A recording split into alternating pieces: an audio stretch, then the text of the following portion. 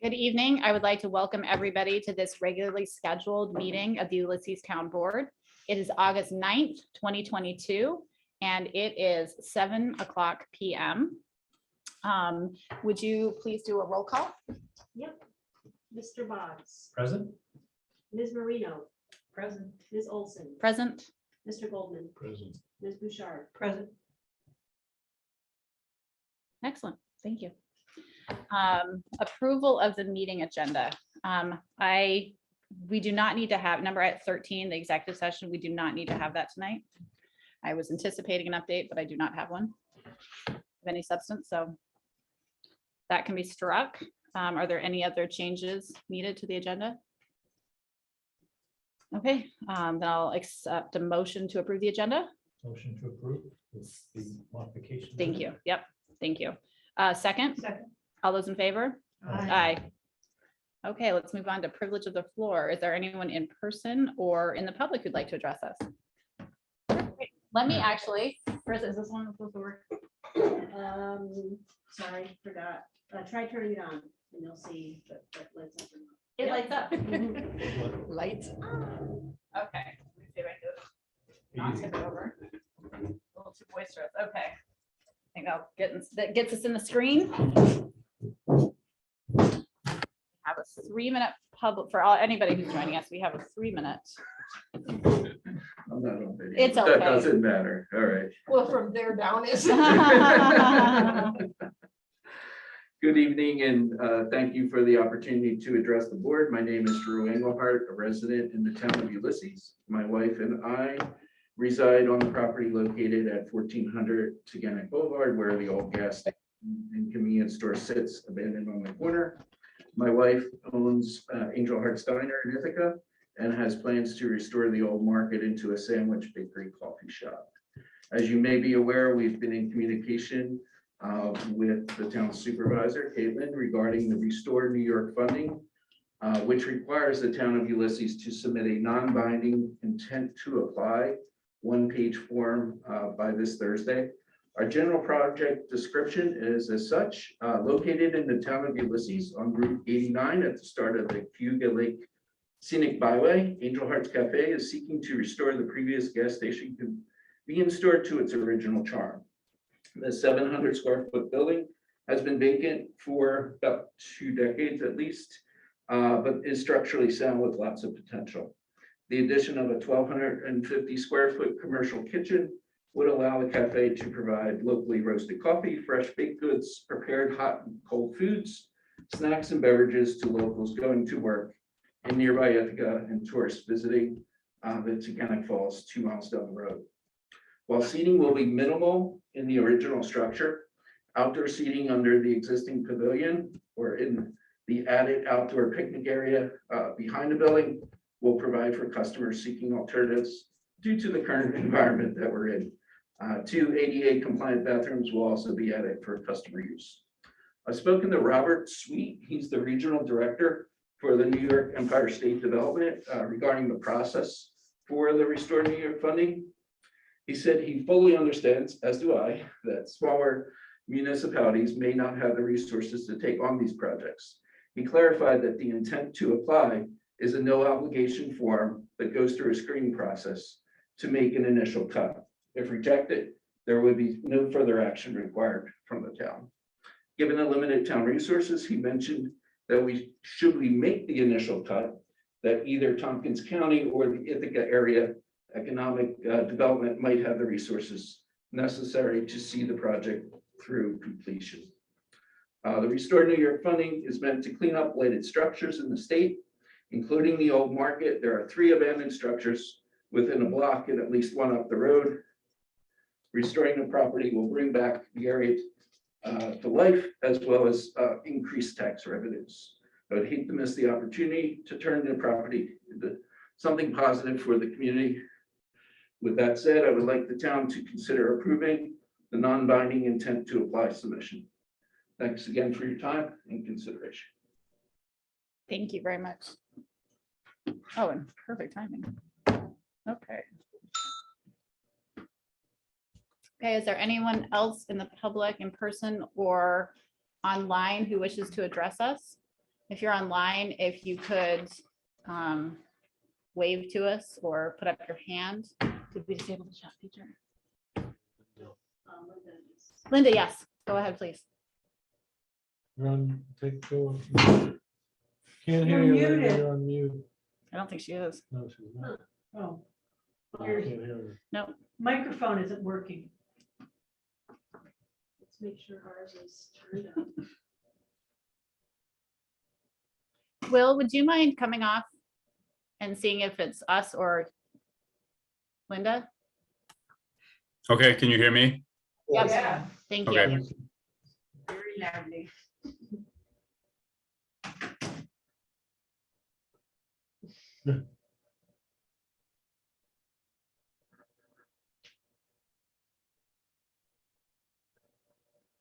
While Linda's working on that, is there anyone else in the public who wishes to address us? We do have a second privilege of the floor. Linda will give you another second too. See? We do have another privilege of the floor. Oh, there I hear. There you go. Ah, good. Sorry, it was simpler than I thought. The, I just wanted to say after the last person that spoke that's great news. I live very close to that intersection, know it well. And I think that's great news that somebody wants to restore and do something positive with that. So just my 2 cents. Thanks, Linda. Excellent. Well, I don't see any other indications that anyone else wants to speak. So I think we will continue on with the agenda. Next up is a presentation from Will Glennon. He is our Recreation Director and is going to give us an update on what's happening in the state of recreation in Ulysses. Yes, thank you very much. Thank you for having me this evening. I do have slides, but it's just a PowerPoint presentation, but I can go through the slides without the official numbers being up there unless you want to give me the ability to share the screen. I can do this. Do you have a preference? Can we do that quickly? Is that a quick share? Thanks. Give us just a sec. Well, Sure. we'd love your slides.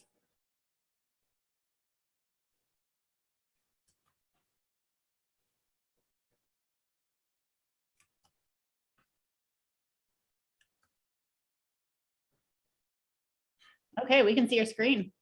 All righty, so let me just put it on here just to go through quickly on what we have. So just to give an update for 2022 and some of it in comparison to 2021, total registrations to date are 1,022, as you can see on here, which is 380 individual registrants. So this is for all the way up through today. So it doesn't include any fall programming that we have or any winter programming that we have. This number is significantly higher than we had in all of 2021. Some of this can be for increased enrollment in some of our programming that we had, and also providing like more opportunities for the community to take part in. So spring programs, and I'll start with the spring because these numbers, and as I get to the winter, it'll make more sense on how the numbers are essentially adjusted for each calendar year. So spring programs, we have the 8 programs offered. These have been traditional programs that have been offered each year for a number of years. Tennis has been something that was added. Normally it was a tennis camp in the summer, but we added it as a tennis program in the spring. Also this year we are piloting in the fall. 226 registrations for this spring. That is up from last year, as you can see. The program this year participated in the Ithaca Youth Bureau, their Kiwanis Baseball League. So we sent down teams in our coach pitch and hybrid divisions, and they played against Ithaca-based teams as well as teams that came down from Newfield. The track program saw a huge spike in participation this year. In 2021, there were 47 participants. And for 2022, we had 85. And that also came with 21 volunteers from the track program, including a number of those volunteers that are also camp counselors for the summer. So it made a good transition for many of the kids that take part in the program to also see those same volunteers as their camp counselor in the summer. Summer programs, we had 11 programs offered. So we had the basketball clinics. So we had 3 clinics, a younger and an older session at the beginning. And then also a new clinic, which is an addition this year for higher level basketball players looking to advance their game. This is still on the youth level, and it's being run by Austin Grunder, who's a former Trumansburg high school player. And he is actually the current SUNY Cortland player that is still playing. He's coming into his junior year, I believe. So through Paul Pennick, who's the varsity coach and is also part of the youth commission, reached out and helped get this started as far as introducing me to Austin and being able to present this program. So this is currently running on Mondays at the Trumansburg High School gym. We also have the 2 volleyball clinics and 6 weeks of summer rec camp and the pre and post camp. As you can see, highlights so far for the summer program, 796 total registrants for summer programs. This is it's a big increase from what we've had in the past. We increased the program from a cap of 50 to essentially a cap of 70 for this summer for our rec programs. We had to increase the amount of staff that we had, but we were able to handle that like pretty well for the summer, including to have staff available for when our summer camp staff were getting sick or had to be away for an appointment. So we had adequate coverage all summer. All right, so fall programs, registration is opening. We have co-ed soccer, team play, and clinics for the younger children. Older children in the town of Ulysses and Trumansburg tend to play with the Taganic soccer, and I have spoken to Taganic soccer for like a number of times, and this is a very good partnership to have. They have a higher level of soccer that they are providing, more practices as well as play in various areas. This is something that can be conducted in town so that people do not need to travel, and they can try out the activity without having to like really invest in a more competitive atmosphere and a more like structured atmosphere where they're also traveling to different places. So, but this is also set up so that they can build fundamentals so that they can move on to Taganic soccer in the future. Cross-country running program, that's going to be 7 weeks this year. Last year was 5 weeks. This program is going to be instructed once again by Sam Ives. He's a former runner at Ithaca College. And he's local in the community and has a good relationship with the cross-country and track coaches at Trumansburg. And then we'll be bringing the tennis program also to the fall. This will be a Saturday program, 5 weeks to provide more opportunity. These are in the fall is our smaller programs we have each year. So as far as for offerings, there'll probably be between like 30 and 40 total participants in fall programs. There's also martial arts programming opportunities that we have, finding the space for it and then deciding on which instructor and discipline is something that is ongoing right now. All right, and then winter programming. So winter programs, the registration opens November 1st. And as far as numbers and the way that it works financially is we gain all the registrations for the winter programs in November and December. And then the majority of the program, it will start in December, but then runs for January and February, and depending on the program into March. So a lot of the expenses of this program happen in the next fiscal year, where all the registrations happen for this particular program. And last year we had 146 total registrations for this program. It is a popular program as far as offering team play for students in grades 4 through 6. And it also has like the clinics for new basketball players for grades 1 through 6 that are split up into 2 different sessions. These clinics are instructed by the JV boys basketball coach, Eric Wolpley. He's a lot of experience, has a good relationship with the varsity coach, Paul Pennick. We also had help with Lisa James, who is also helping with the basketball program at Trumansburg. So the players get chance to learn skills. They'll also get a chance to develop relationships with the coaches that are on the high school level, which most of these players are looking to get to. All right, so those are the current programs. New program. So I've been talking with Kimberly Bell, superintendent of the school system, about taking on the adult recreation programming that has taken place for years, but has had a long hiatus due to COVID, and that adult programming has not been able to access the school. So based on pending school board approval, which is supposed to be August 16th, that the recreation department would take over the oversight of that program, as far as like scheduling, taking in registrations, making sure that there's proper supervision at these basically open events.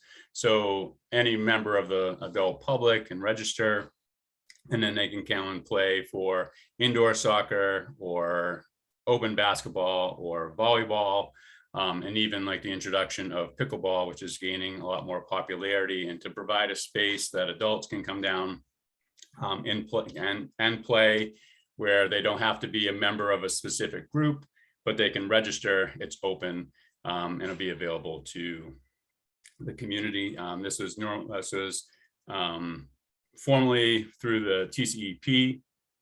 Our registrations will come through Rec Desk. I'll be able to, verify people's vaccination status for any contact tracing that may need to happen, for the health department at any point in time, so that we can, you can sign in. We'll know exactly who's going to be there. And the scheduling of it I will take care of, like reserving the spaces, and the school, like one of their main concerns was having oversight over like the scheduling. So if they had to cancel it if need be, but they still have that approval, which hasn't changed from the previous part.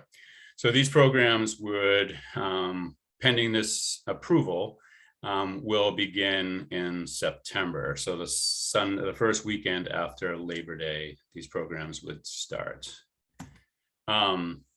So the next steps for this, scheduling the activity space, some of this has already been scheduled. Recruit coordinators and supervisors. This process has already started as well. And even if it doesn't come for us, like that space being reserved, will just transfer over to those programs, because we want to make sure that those programs take off and have an opportunity for the people to do it. So whether we have it or TCEP has it, it's something that we want to get started, and I know that members of the community definitely want to get it going. And then the open registration, so the target start is that September 11th weekend. Goals for next year: increase the summer camp to 84 campers from the 70. So there's logistics that come on with this to make sure that we have the space on the buses that we currently use. So right now we use only one school bus plus the TCAT for the older campers to give transportation, allows for a lot of space, allows for the campers to have the opportunity to ride the TCAT and get used to, traveling by, public transportation from the village down to the swimming area. During the summer, TCAT has created a pathway to go directly from the town down to Taganic. So it does that twice a day to help us with the transportation. At times we do use two different buses for when the algae, the HABs, occurs and closes the swimming area at Taganic. So then we take all of our campers and we go to Watkins Glen State Park. And since both Taganic Falls and Watkins Glen are state parks, there's only one permit that we need to be able to go to both places, with an additional swimming permit that is minimal cost. It's $40 to be able to go to both places. So it allows for flexibility, and then we never have to lose being able to swim. So except for some of the rainy days that we've had, which we've had very few of, the camp's been able to go swimming every single day this summer, except for one day when we got the first day of HABs, when we didn't get the notification until after we had left. Next year, add 2 more field trips. So the camp goes to Seabreeze.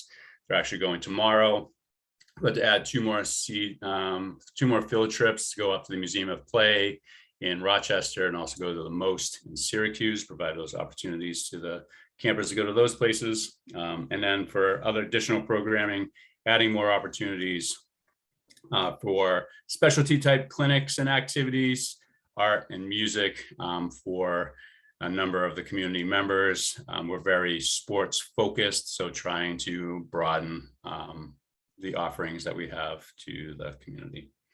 So that's rec in a nutshell for 2022. Any questions?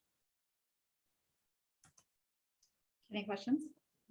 That's a lot. Sounds like you're doing a great job. Will. Yeah. Well, given that Will is here, I will brag about him. He has solved many of the problems. He didn't say this. He's the one who got TCAT to actually create a loop so that the kids could get there. And now that TCAT has made it free for kids under the age of, is it under 16, Will?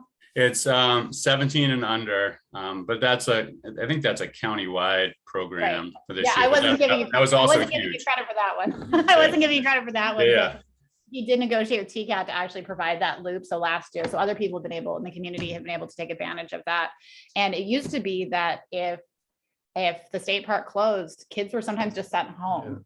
And kids are not sent home unless, there's a medical reason to send kids home at this point. And so Will has just, it's been a pleasure to work with him because he runs this incredibly professionally and he's consistently grown it in just really challenging circumstances. So hats off if I was wearing a hat. Thank you, Will. Thank you. I have a question. Just Sure. about the field trips. So can kids just sign up for a field trip and not be part of any of the other stuff, or do they have to be part of the camp? So no, this is actually, so they need to be part of the camp in order to go on this particular field trip. So it's a camp field trip. And the question you're asking is an idea that I've had like in my head as far as like providing like those, like a bus field trip opportunities for families and kids to go up. It hasn't been something that I've like implemented yet as far as just like whether there is like health risk complications in like where we are now. So like extending, it's not really like at risk, but just like putting a program out there that could easily all of a sudden fail because of some circumstance that happened to come up like that one day or inclement weather for that one day. But that is a kind of like a camp that provides trips to different places during a week is definitely something that is, it's done in other places. And it's something that I have considered, figuring out like what a good price point that would be. And then also to be able to staff it so that there's supervision, if it's parents that were going up to, and they had to do supervision for their own children, that is a possibility. And then on my side, it would be, okay, so what type of volunteer paperwork would we need to put in place? If there's a whole bunch of parents up there that don't know each other, is there any, complications with that as far as making sure that everyone's on the same page about like what we're going to be doing like on that camp. So not yet, potential for the future. Yeah, no, just curious. I think all your programming is great. And if you do decide to add field trips, maybe consider the zoo. Yeah. We have a couple good ones in our area, Yeah, drivable distance. right. Yep. Yeah. And Thanks for people all seem your efforts, Paul. interested in making sure kids can see Wild wild animals. animals. So, Thanks, Will. thanks. All right. yeah. Thank you. Have a good night. You too. Okay. Moving on to liaison and chair reports. I know our county our legislator is present. Good evening, Ann. Good evening. Can you hear me okay? Very well. Great. Yeah, I'm on my phone. My computer died. Let's see, some updates. We are continuing to be a low community level for COVID, although anecdotally, I'm hearing like, seems like every third person that I talk to is getting COVID. But at least we're not seeing the cases in the hospital, so that's good. We are meeting with the colleges as they're returning very soon. And their plans are to include testing for everyone coming back to the campuses. So that's good.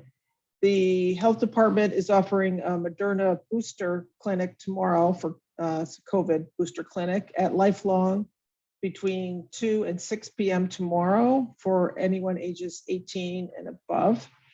And of course, you can go to drugstores. I went to Kinney recently for my second booster, and it was pretty seamless signing up online and going to get that. We've seen an increase in rabies calls. So I just want to put a caution out there to avoid wild animals or animals that are acting a little unusual. We had a second case of monkeypox, and you might have heard New York State declared a state of emergency regarding that. But with only 2 cases, that's very low for this area. And if you want to hear more about that, Frank Krupa from our health department is going to be at our legislature meeting on the 16th to give us an update.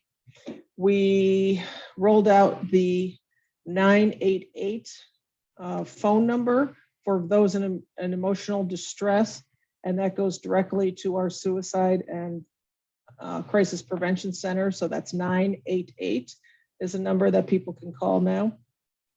And we're going to be rolling out more advertisement and outreach so people know more about that number. The executive order for virtual meetings was extended until, it says at least August 13th, but I think it was longer than that. Let's see, a couple more things here. I wanted to say thanks for flying the LGBTQ plus flag. I see it at the pride flag out front of the town hall, so I thank you for doing that. And speaking of LGBTQ plus, I have tickets to the New York State Fair. So these are free tickets for August 26th, which is a Friday, and it's their official LGBTQ plus Pride Day. And so they sent me some tickets. If anybody is interested, I can give them out. I'll give you my phone numbers. It's 607-592-2886. And for those who didn't write it down, you can call the office. It's also listed online on the legislature, but Carissa, no, I think everybody there has my number. Let's see. And right now I'm mailing them out to people. There's enough lead time, but when it gets closer, I don't mind dropping them off to people locally. The Community Recovery Grant Program, we had our first legislature meeting with the MRB group, our consulting group, and we're looking at the criteria for the grants, and that's our $6.5 million grant program. And so we should be rolling that out hopefully within the next month. We're going to nail down our criteria, and we're going to do a lot of outreach to the community. So I want to make sure organizations and businesses know about that. And you guys are always good about passing that information out. So we'll be partnering with the town of Ulysses, Trumansburg, to help make sure everybody knows about that program. And I think that's it. That's wonderful. Does anybody have any questions for Ann? Question for Leanne. The last meeting, was that the same thing you were talking about? Was the Community Recovery Grant Program? Was that for restaurants as well? Or is that what that was? Right. It's for organizations and businesses. Okay, and that's not rolled out yet, but it's close. Is that what you're Right. saying? We're getting our criteria nailed down right now. And so the application process, we should have more information, I'm hoping in 3 or 4 weeks. Okay, thank you. Great. Excellent. Is there any other questions? Wonderful. Thank you so much, Ann. We really appreciate your updates. Thank you. Okay, I don't think we have any other. Would you like to do any updates now, or do you want to wait till the board section? Why can you see the CSAC Sure. one now, I guess? Because the other ones, I guess, are more board related. So we, out of our probably 4 weeks of having it in the town newsletter, we got two people who are interested, one potentially in the CSAC, one who's decided they're interested in the source water committee. Oh, So okay. that'll be then, I talked to him about it all, and then Mary and I are gonna chat with the other interested applicant tomorrow morning, who seems like she'll be great. And one thing that I just wanted to mention, I noticed when I was sending out the materials to the like, just to give people an idea of the CSAC, I sent out the resolution that established it. And that the board might want to take a look at, making a revised resolution that maybe makes it more of a standing committee, because the way it was worded, it said that it was established by that resolution through December 31st, 2017, at which time the board may consider continuation of the council. So I don't think we've ever done anything since that, but I'd be happy to like work off that old one and Yeah, that'd be draft great. something else, so that, because I guess I think CSAC has done enough things over those years that it's worth considering it as a standing advisory committee to the board. Do you think So- do you want to put that on the 26th meeting? Because I'll let that know. I could do that. Wonderful. If there's time, I mean. Yeah, It's just let me know if nothing there's that's- not. Amazingly, time sensitive, but it might be a good thing to do. Yeah. I noticed when I was reading it that it seemed a little outdated. for When sending to when was people. it established? In 2016, Oh, April of 2016, so it was only gonna be around for a couple of years. 1 year. Yeah, a year, like through a Yeah. whole year. Well, then I think the board just wanted to see would we get I wasn't on the board, but would they get participation, and would there be interest, and would there be things for them to do and advise the board on? But Yeah, the board there's always- then asked for many things in that first time period anyway, so, and there's plenty to work on. And then, the state started all those programs like the climate smart communities and the clean energy communities and everything like that, that's kind of, that group became the task force and did all that, so.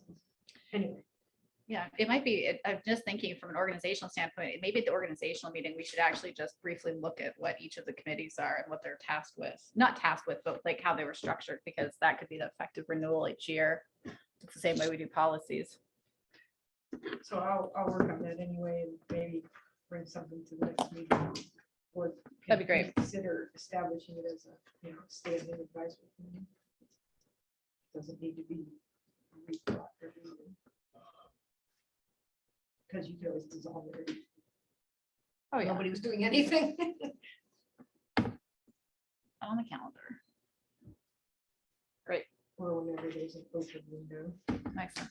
I'm sorry, did you have anything else for? I don't. Okay, Not on wonderful. that. I have Okay. other things, but No doubt. I just wanted to make sure Yes, I no wasn't doubt. cutting you off unnecessarily. Okay, so moving on. This is a follow-up, the board's conversation at our special meeting on the budget retreat. I have a resolution on the investment strategy notification and contract authorization. Given the value of funds, I frankly would like to cover my own rear end, so to speak. So I have a resolution that will allow us to go, allow me to sign on behalf of the town a contract with Tompkins Community Bank. They're financial advisors for investment services. So did anybody have any question? Well, I mean, is there So moved. is there a second? Second. Any further comments or questions on it? Did we compare this to our investment policy? We already? did, Yeah. and it's gone through the attorney and Went to the and finance committee. went to the finance Okay. committee. And the bank also had previously, but currently also does have a copy of our investment policy to make sure that they're not going, we're not gonna do anything outside the boundaries of that. Any other questions? Okay, all those in favor? Aye, thank you. Excellent, and comprehensive plan process update. Right, so I sent in the meeting materials, I included the draft timeline for the project that we submitted the proposal for, to do a comprehensive plan update that the board approved on the 12th of July, before we submitted that, because we needed to sort of know the timeframe to make all the estimations for the in kind help and all. And so the first thing that was on that timeline is the creation of a comprehensive plan update steering committee. And the timeline that we have for that is September and October through October 22, so coming up.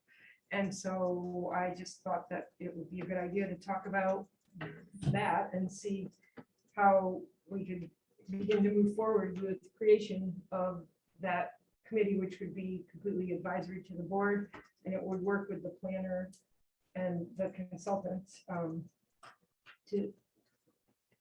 and the public with the meetings to go through the whole process of developing the revised comprehensive plan.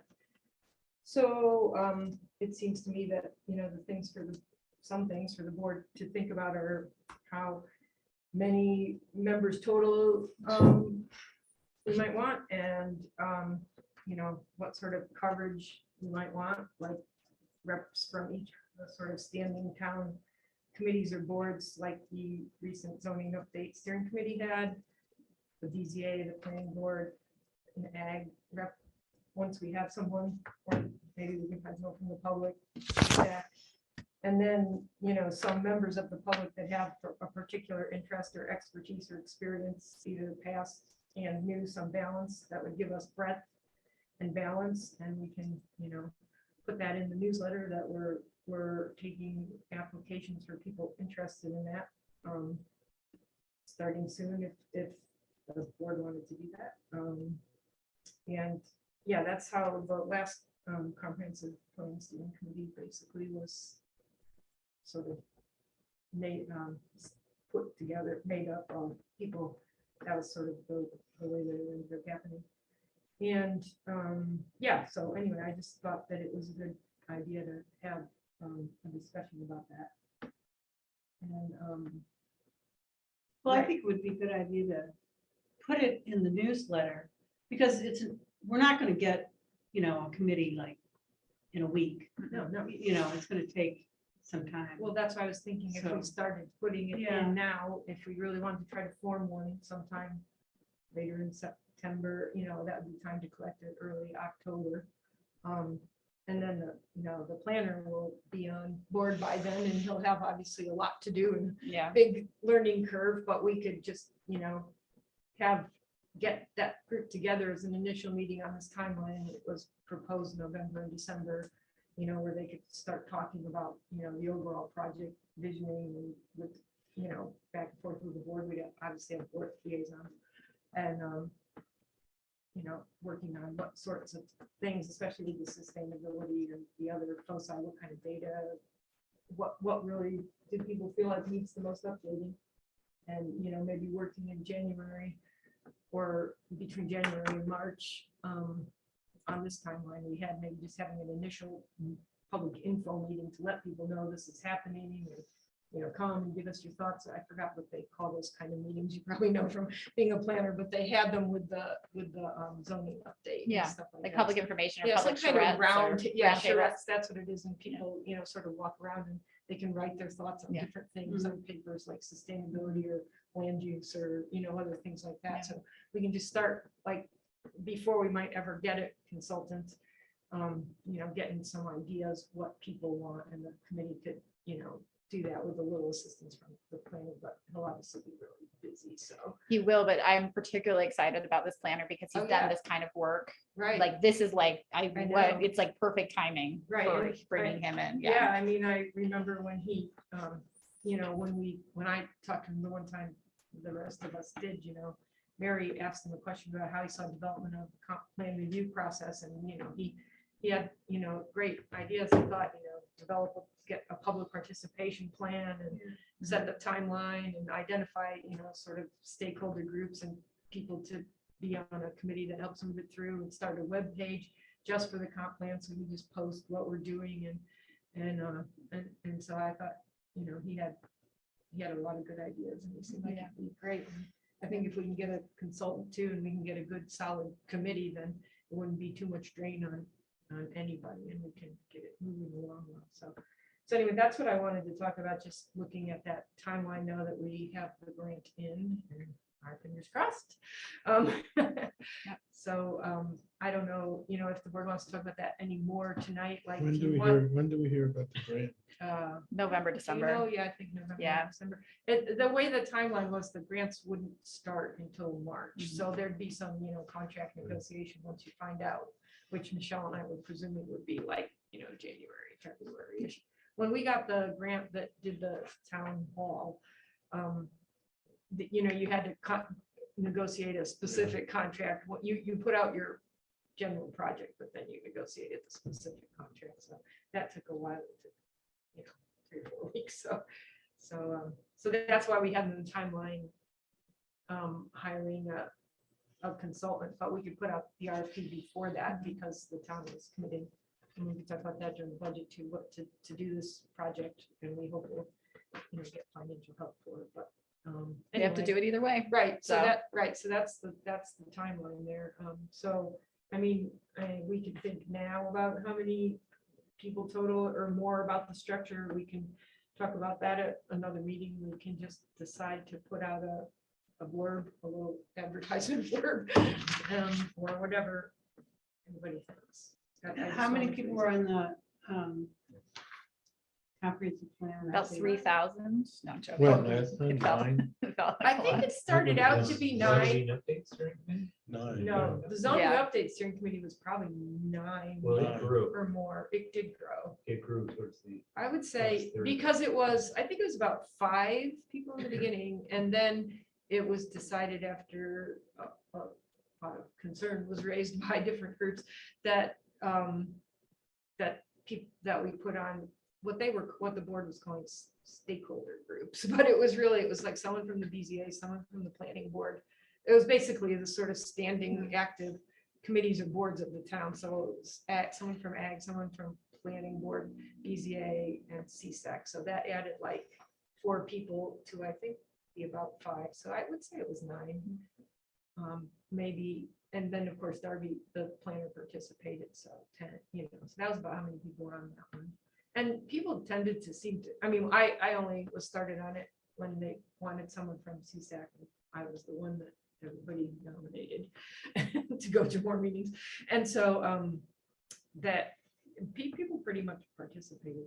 I mean, my thinking is in the beginning, more people is fine. I mean, the only downside is trying to coordinate a meeting time, but you don't necessarily need, you're not voting in it on anything, and the more energy in the beginning, the better. And it's sort of the last comprehensive plan committee, I was on it, and it sort of honed its way down to who actually stayed with it, had the time, felt It'll take a while. felt engaged. Yeah. And then I think we ended up with like maybe 5 or 6 people that were like participating all the way to the end. So if you start out at like 9, you may end up with like 5 or 7, which is fine. Yeah. So anyway, that, I don't know what the board wants to do, but I just wanted to raise it, given the timeline. if we start to work on the structure. That'll take a while to, I think, but hash out anyway, right? Well, maybe we could focus on that from next meeting. We could talk about, because I think that the steering committee plays, what I don't want to do is what you just described, having the ZUSC, which is, you get partway through the process and you realize you're missing these critical voices. And so I think it'd be great if we could substantively think of what representative voices should be around the table. Like, for instance, I'd like to see, when you've got about a quarter of the town is under the age of 18, it would be good to have some youthful representation. It would also be good to have senior representation because that constitutes a sizable demographic. Maybe that doesn't translate into one person only fulfilling one role. I don't mean it that way. But if we think about the different corners of the town, we want to make sure are represented out of the gate. It will tailor, to Neil's point, which is a public participation plan. So, just the newsletter is not going to get us the people. I mean, I think we saw with your excellent advertising that we're going to need to do some further outreach into those demographics and those identified stakeholder groups to get participation that we identify. So maybe we could have a substantive conversation about what kind of stakeholder groups are we wanting to make sure are around the table. Because we don't have an ag committee anymore. Right, but we do know a lot of farmers. So, and Mary just reached out today about that. So, Yeah, I contacted Monica Roth, Oh, so good. Okay. yeah. she's gonna provide something, but we probably won't have an ag committee until Yeah. But we might- October, we- November. But we committee might for have this, don't somebody. we? Well, Exactly. And we can add another person, but I mean, I guess I'd like to see us just write a little blurb saying that we're doing this and asking.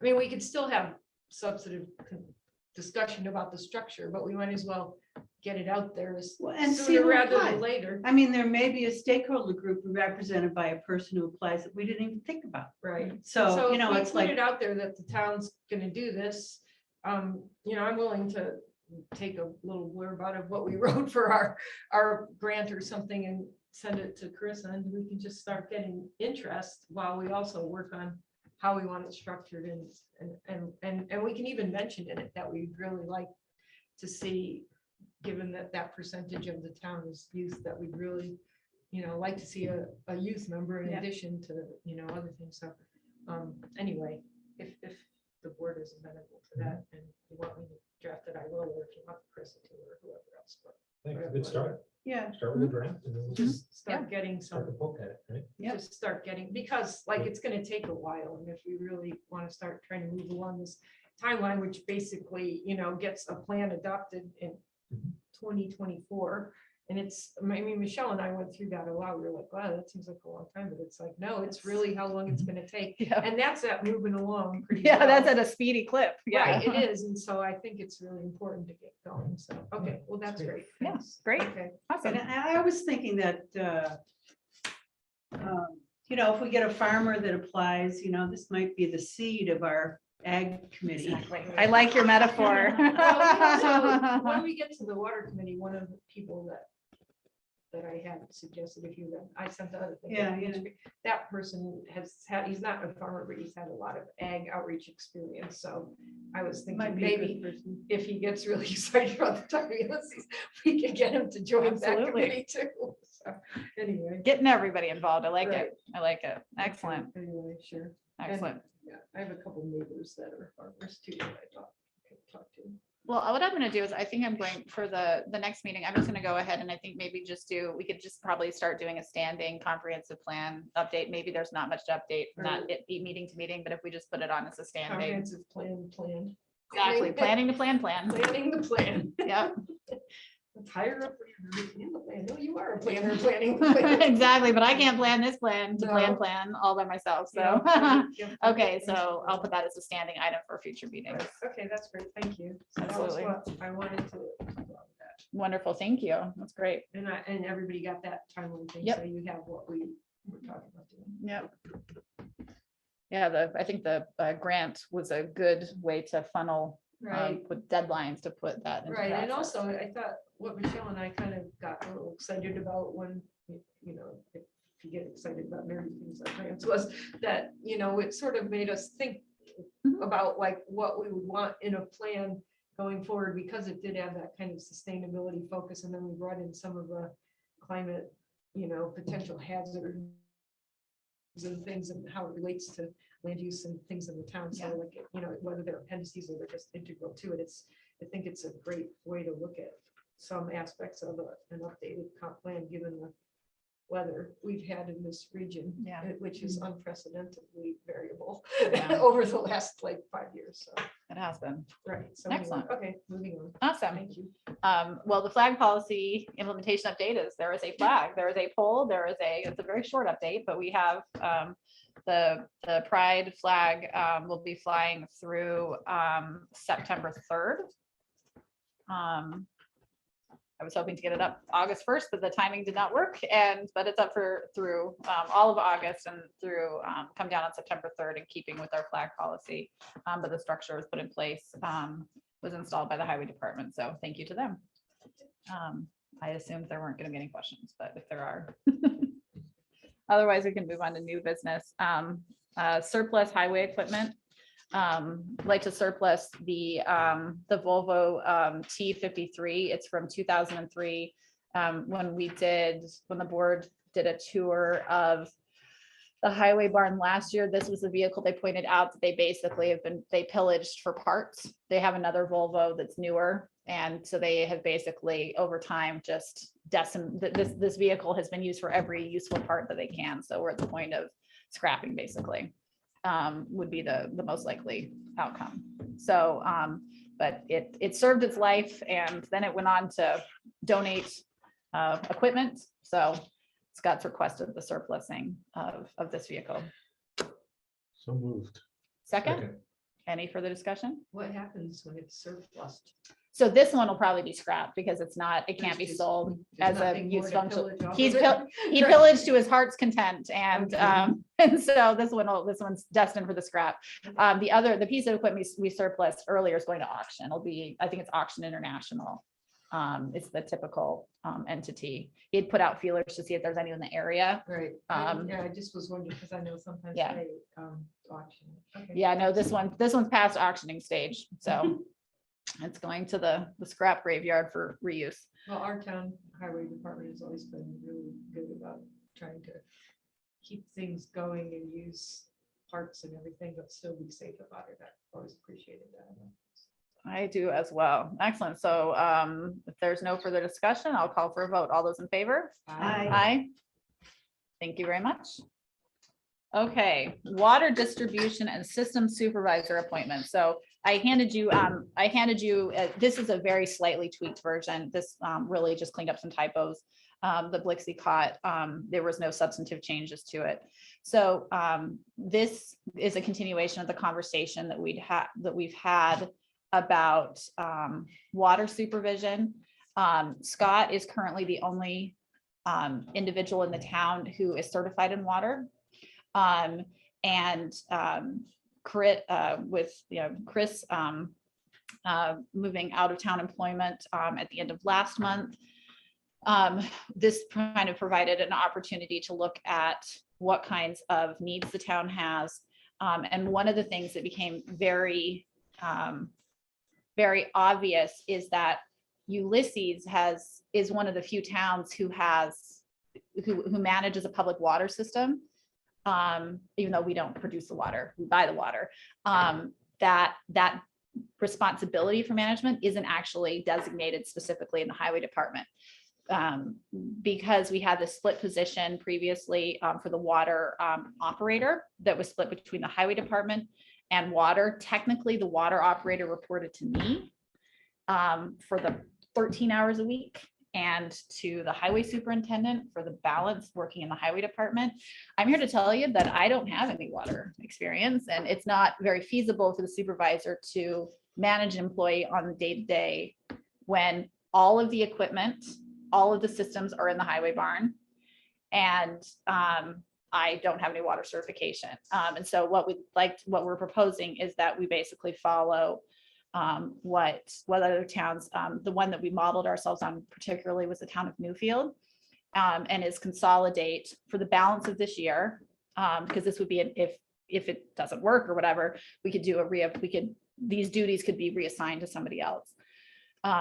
So this would only be an appointment through the end of the year, and then it would become a part of the organizational meeting for annual reappointment if it's working efficiently. We might have a highway superintendent in the future who doesn't have the skills, but the reason it's really important, one of the deficiencies we currently have is if there is an emergency in the water district and they need immediate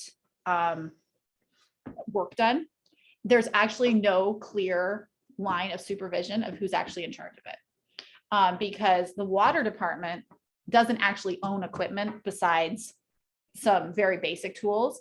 In reality, they're using the highway department equipment to dig and then they pull in highway department people who then get paid from water money, but to actually do the labor. So it just makes a lot more organizational sense for the highway superintendent to be responsible. So this is a civil service position, and if we were hiring somebody who was not the highway superintendent, we would have to go out and go through the civil service process, because this is the town board has right under New York State town law to assign duties and compensate accordingly to the highway superintendent. We can assign him these responsibilities, compensate him for these responsibilities, and move forward without having to go through the civil service process. But this is a job description that would fit into civil service should in the future we actually need to go through the civil service process for a different employee. So just a question. Yeah. So we, town board can assign duties to another elected official? We can. And I confirmed this with the attorney. Nate, are you available? Surprised About that one. Yep. We can do it to Carissa too, but Nate's nodding. It's as straightforward as that. This particular section of state law regarding the highway superintendent and the duties, he definitely takes care of the highway and anything else that the town board assigns, in a nutshell. That's not the way fast highway But superintendent's if he, job. I don't know if about he that. refuses, there's no, Yeah. There's no there's no, consequences. there's no consequence, Yeah. because, right, he's elected. You'd have difficulty removing him, that's for sure, because he's an elected official and you can only remove him for cause. But typically that doesn't. Oh, we lost you, Nate. You're muted. I think your dog better hit the mute button. Oh, we You're can't hear muted. you. Nate, We'll come back to you, Nate. So you're absolutely right. In this particular circumstance, Scott is wholly supportive. This is something that has been worked through with him. I did talk to him based on my conversation with Nate earlier today. Nate recommended adding an additional under typical work activities, adding a note of additional administrative and operational duties as needed, which could kind of serve as a catch-all.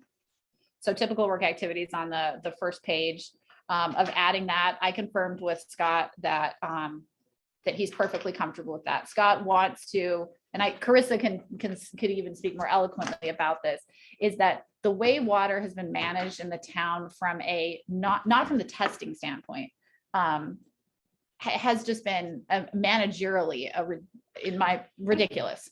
And it's just spread between it's between Carissa, my office, and Scott's office. And it's like, fortunately we all get along and work well together, but it's one of these things that's like, it needs to be rounded up and so my- capsize. right, so my Just question- because you didn't. Do you want to move and second it for discussion? Sure. I'll Which move, one it I'll would be? move the resolution appointing Scott as the water distribution and system supervisor. Is there a second? Second. Thank you. Further comments and discussion? So he's gonna be the supervisor, but he's not gonna do all the testing, Actually, for now, he is doing all the testing. in 5 hours a week. So he can also supervise the way his certification works is that he can supervise other people, even who don't have their certification, doing it. There are actually individuals in the highway department who may be interested actually in going and getting certified themselves. My goal would actually be to get almost everybody certified. It's very inexpensive from a town standpoint of view, and it would really build knowledge and capacity. Well, and also I was thinking when Scott goes on vacation. Right, exactly. We were paying somebody 13 hours a Mhm. week, Right. but now you're saying we're gonna take those 13 hours and just kind of meld them into the highway. Scott's gonna get paid 5 hours. So there's an extra 8 hours that's gonna be distributed through the current highway department. Right, so it'll be 8 hours that, first off, one, you remember how when we were going through code changes, like in terms of code staffing? And we had an employee who resigned, right? And then we had this gap, and then we hired our current code officer, and we had this interim code officer.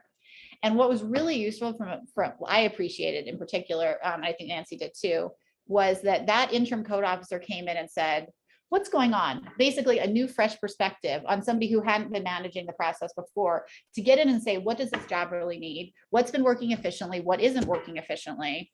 And how much time is really needed? Because I think that's one of the things that we don't know. We have enough money to do this for the balance of the year, Right, working within the right, yeah. budget. So Scott's going to supervise, but it will be a time when there might be other town employees who are certainly going through and helping doing the water sampling and work like that. And this is really kind of to see for the balance of this year, what do we really need? So maybe we go out and we hire for the same position we currently had for the 13 hours, or maybe it's something else. And to try and really get our hands around what does the water district need to be functional and effective. So that's our intention.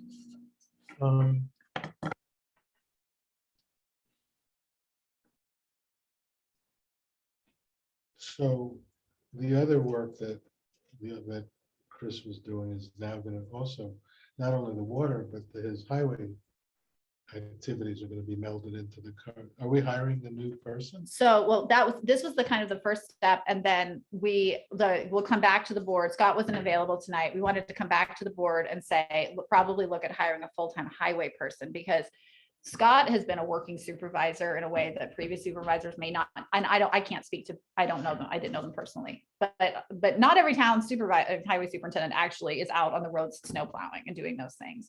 What we'd like to see, and we have a recognized need within the administrative side of the town, is we need to transition Scott to having more space in his time to actually handle some of the supervision and administrative needs. And that's what we're trying to carve out in this job description, that he will actually start pulling some of that work in, and then we can pay the people in the highway department to some degree to handle some of the routine water issues in terms of testing and things like that. Was this gonna be an issue with the union contract, adding duties that aren't in the current contract? No, because that position is already. Not his position. Not right, no, but water duties, labor duties are already in there. And it might become a point where, right now, Scott is going to handle basically all of this. And he feels he can handle it, all of it. If at some point because the way it has been working is that highway staff have already been doing some of those things. So it's not a change. It's not going to be substantive change in what duties have already been being performed, because sometimes the highway department had to step in and help with those things. We were paying the water operators an extra 50 cents an hour or something. Right. So what's gonna happen to that? It would still be under the same pay rate that's been established under the union Right. contract for the other employees. Uh, I can tell you that there's the highway department, without going into anything unconfidential, is that there's enthusiasm for this. So I haven't gotten way out on a limb in terms of management. I'm just concerned they could come back and say this job isn't inside of the union contract we negotiated. And then there needs to be further negotiation. What I think realistically might happen is that there may be somebody currently on staff who actually we appoint or we hire as water operator, which is the position that Chris previously had. What I suspect is that Scott's not going to be able to manage everything all by himself in the 5 hours, like you said, and it will make sense for one of those employees to actually transition into being the water operator. And maybe it's only for 5 hours or for 8 hours. It doesn't mean it has to be for the 13 hours, Right. but at this juncture, there's nobody currently on the highway staff who is certified to make that transition. Right. And so Scott is really going to have to do the day-to-day work that was previously done by the water operator. And he's doing it now. So, and he's comfortable doing it now. And so that's kind of the direction that we're proposing going in, and he's willing to do the work necessary with the time with the time needed to keep everything going and keeping everything safe. Yeah. So I have several things with this. So one of them is with dual employment. This would make him a dual employee because we would be paying him additional monies. Mhm. So we gave him a substantial raise last year. So I have a little trouble, giving him more money for this. The other thing is as this is written, he's not qualified to take the job because it says minimum qualifications, possession of a current D certification, which he doesn't have. And his certification is up in November for his C. So he told us, I was under the impression he had the D certification. He's only listed as a C. Okay. And so part of this was taken from the town of Newfield, which is a very different system. They actually produce their own water, so they need a C operator for that. And so actually for this one, a D is preferred, not a C. But isn't a C a higher level? Not necessarily. A C, the thing that the C gets you is if you're doing water production. So in the case of Newfield, they have a well, so they're producing their own water, so it's basic filtration and chlorination. The C can can run our system, certainly. I'm not saying you can't run it, Hmm, but as it's written, it says possession of a D, okay, right? So you'd have to say possession of a C, okay. right? 'Cause Could we that's say what you have. C or D? Yeah, you could do C or D if that's what you want to do. It would be, if you're gonna try to get the other fellows with their license, you would just, all they would want is a D, Okay, because the D can operate a bigger system than C can. okay, that's good to know. Just a subtle difference. Yeah, A D will get you 1,000 customers.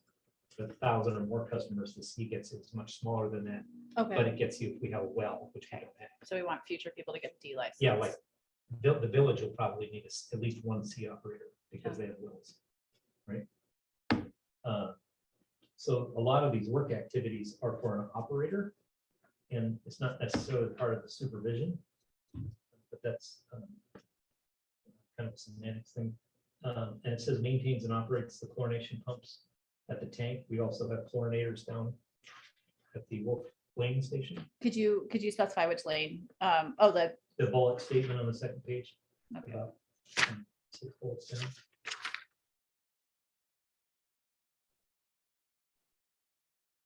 And then, so as far as the operation of the system, I realize it might not fit with, what your Yeah. personal load could take, and I get that. But it really should be distributed, like between the clerk, a supervisor, and an operator, because they're very diverse sets of skills. And so you really want, let's say, okay, Chris has left. You don't want all three of those skills walking out the door at the same time.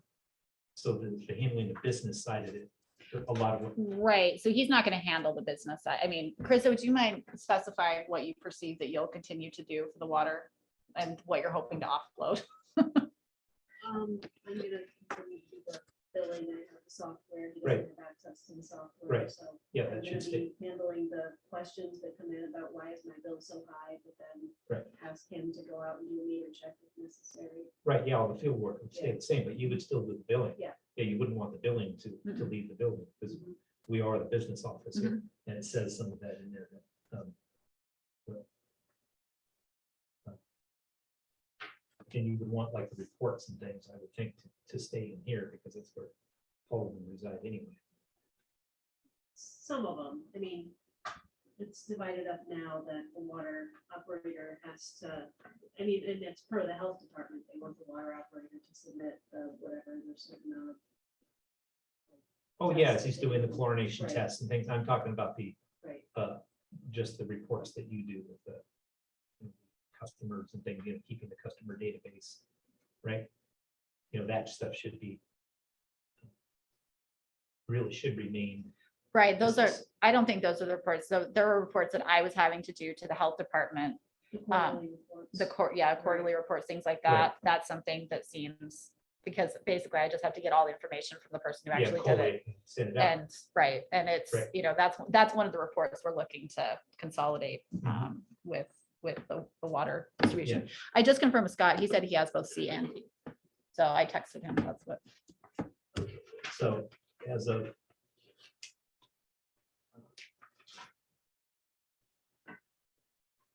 Well, twice it's mentioned later, maintains a minimum type D, type C preferable, and then down under the knowledge and skills, it says good knowledge of the principles as related to D. And then it says C licenses desirable but not required. So it seems like we should just change under the special requirements in the beginning, a current grade C or D license, because we talk about C almost being preferable anyway, the rest of the time, so. Sure. So just adding C or D to the. It would have been good if Scott was here. Right here.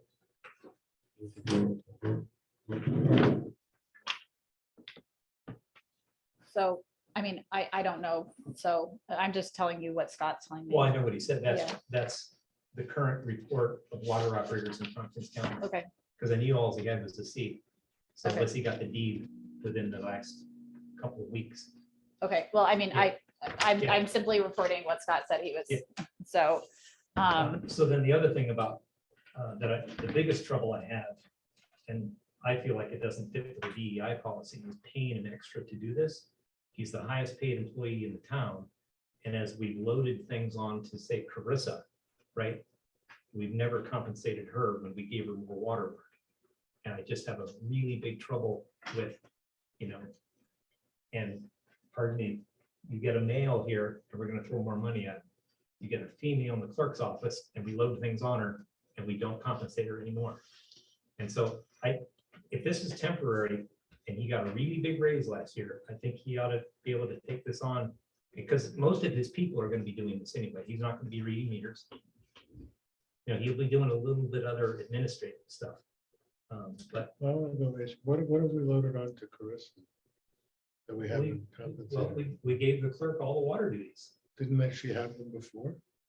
Well, I don't the know. billing before. I just inherited whatever, yeah. You Yeah. haven't had any, since you started, right? You've been doing it. Yeah. So I don't know that we've added The anything. clerk onto always it. had the water. Always, duties, yeah. Although, For the billing. but the clerk used to get paid Extra. separately from that. And then it got, Right, Well, but then- actually, yeah, then we consolidated. Right. her. then it got But consolidated. when Yeah. Carissa started, 9 years ago, this was clear. Yeah. And It that was was always fine. billing. And we put your salary at a level that included that Mhm. water Yeah. doing the work. That's how. So I don't think, I don't Also, think we're we've added any. re-implementing what history has undone. Right? What do you mean? Well, when Marcia was here, she did, you know, additional water duties, right? She got paid for additional water work.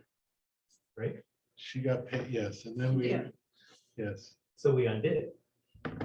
Well, No, we no, didn't she undo still it. got paid. It just showed up on a different line in the budget. Well, yeah, as we've been here, we, you know. But water it was district three above is paid. the clerk salary. Yeah. And Well, then it got changed. well, down we when- took the When we opportunity, shifted clerks because. right, yeah, because her salary was so high, it Right. wasn't commensurate with other clerks that we found. wasn't- Yeah. So, So are you putting something back in that, you know, people prior to me spent time on doing? I don't know what you're asking, Michael. Carissa's not unhappy, right? Carissa, you're fine with the I structure. mean, if you want to pay me more money. Right. Well, I think if by resolution, we're assigning additional duties, Carissa, to Carissa, I would totally support giving her extra money for extra responsibilities because it's not going to change any of the other responsibilities she has. This is adding new work to a position that you're not saying, hey, we're going to take this off your plate and now you're in So charge of what new work this. are we, we're not, from what you just said, the new work, That was Michael's is- statement. yeah, I don't see He's- under well, this he's not- plan. Scott's I not really think- doing any new work. We're down an operator. Right, he's going to be the operator though, for the But this says foreseeable supervisor. future. We need an operator. We need somebody, But and he, it'll probably be one of the boots on the ground that is gonna be going and doing the water reads, the chlorine tests. Eventually. right, but until then, he's doing it. So Scott's going to be the one doing the testing. Scott's going to be the We're one running the saving money samples. By not, by saving the 13 hours that Chris isn't doing it to give him 5 hours, we're saving 8 hours in salary. Right? Well, I mean, I don't know if it's gonna break out that way. I mean, and Scott's hourly wage versus a water operator's higher. hourly wage are different. So it's not an apples to apples comparison, but right now we have nobody to handle water except for Scott, and Scott doesn't have to do it. Right. So, I mean,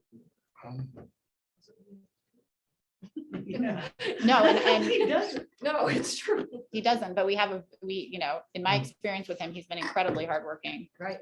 And- Would it be helpful to, I'm sorry, I didn't mean to interrupt you, to add into the resolution that we're appointing him as the town of Ulysses Water Distribution and System Supervisor and water operator for that period of time? Does that work with what Michael's concern is? And say, and he will also, you know, fulfill the duties of the water operations or something like that. Not appoint him a water operator, but just have it in the resolution. I'm just wondering if that takes care of a bit of your concern, Michael. I'd be fine with that. Nate, did you have any? Oh, we can't hear you, Nate. All right, does that Yep. work? All right. Apparently my daughter turned off my microphone. So, and correct me if I'm wrong, but maybe a solution would be if you're thinking of hiring potentially an actual water operator in the future, and this is a potentially temporary designation, you're not trying to solve all problems today, then it would be appointing him or you're delegating to him, the duties of this position, on a temporary basis. And I mean, it is work different than what he has been traditionally tasked with doing. You can do that. Town law, I think, is very clear about that. Same thing with Carissa. I apologize, Carissa, but the town board could assign you additional duties. Same thing with the supervisor. Well, they could, if you could otherwise meet the qualifications and fulfill the duties. And so if the town board is inclined to have a separate civil service water operator position potentially in the future, just acknowledge that this is temporary, that you're assigning him these duties on a temporary as needed basis while you consider, a more permanent solution over these next few months. Yeah, this is only an appointment through the end of the year. And so thinking that at the organizational meeting, we could clarify as needed, whether or not the position was needed or appropriate. And to me, that helps really solve many of the items I think that have been kind of bandied about right now.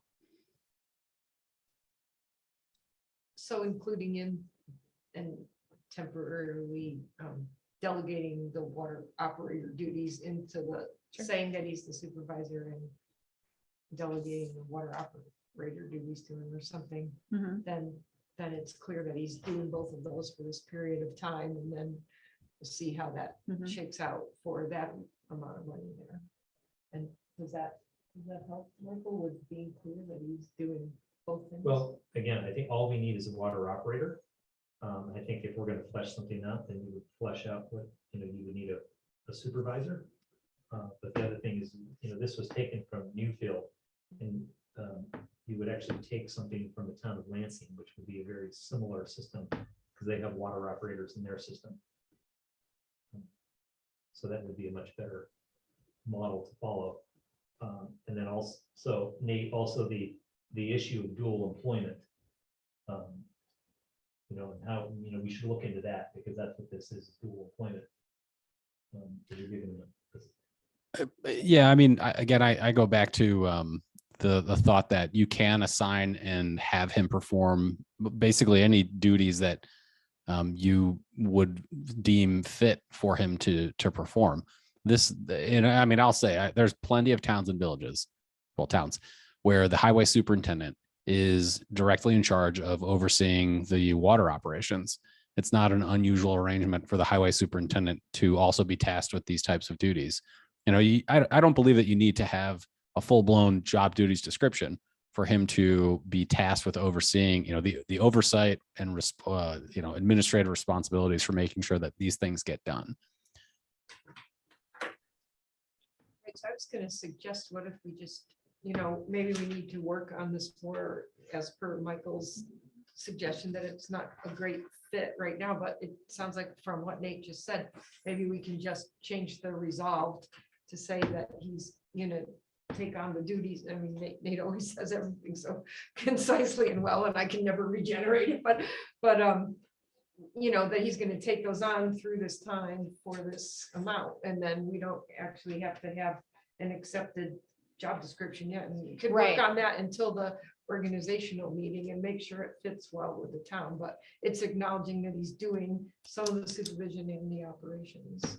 That's fine. So That's fine with me. maybe Mary? you could repeat that, Nate, if the board decides we want to do it, but wait, Gary wants to say something. Oh, I just wondered, I thought that there was some sort of regulation where that you cannot reduce an elected official's So, compensation. yeah, you can't reduce it, You but you set can that- raise it.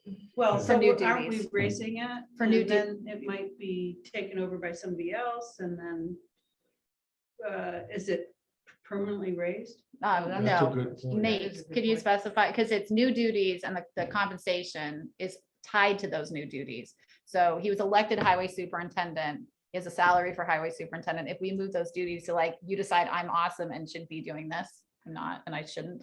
But you can move them to me next year, or we can move them to Carissa or somebody Right. else. It It doesn't Can you reduce?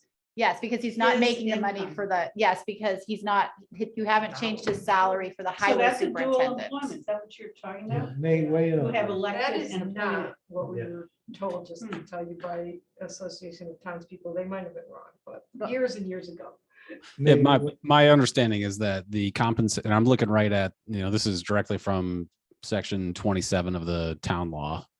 The annual salary of any elected officer, any such elected officer, which would include the highway superintendents, may be increased for not more than one fiscal year in excess of the amount specified in the notice of hearing on the preliminary budget local law adopted pursuant to the municipal home rule law. So when you adopt your budget, that sets out the salary that you and the highway superintendent as elected officials can be paid, but you can increase that in any one particular fiscal year, but it does not entitle them to additional monies in every year of their term of office after that.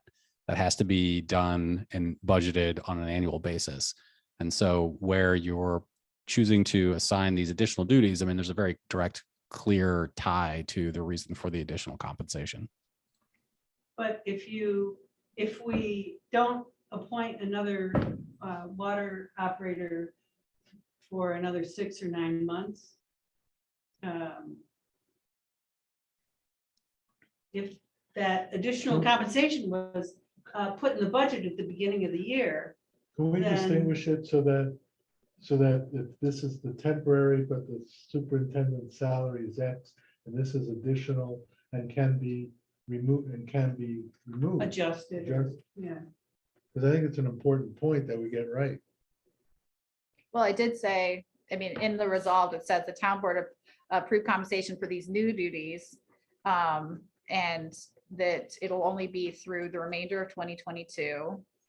And he's only being appointed through December 31st of 2022.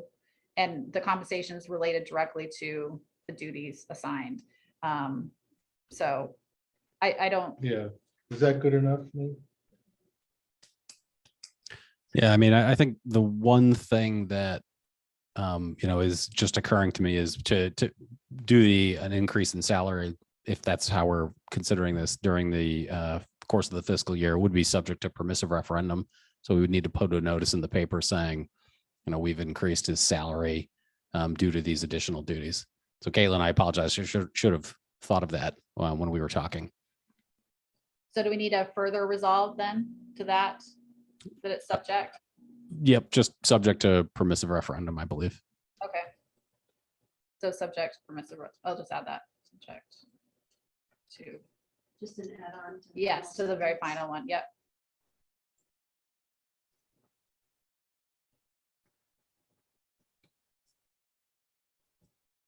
Well, that's helpful clarification, Nate, because years ago, that is not what we were told. But Nate, just as an example, let's say he's making 70,000 a year in the current budget.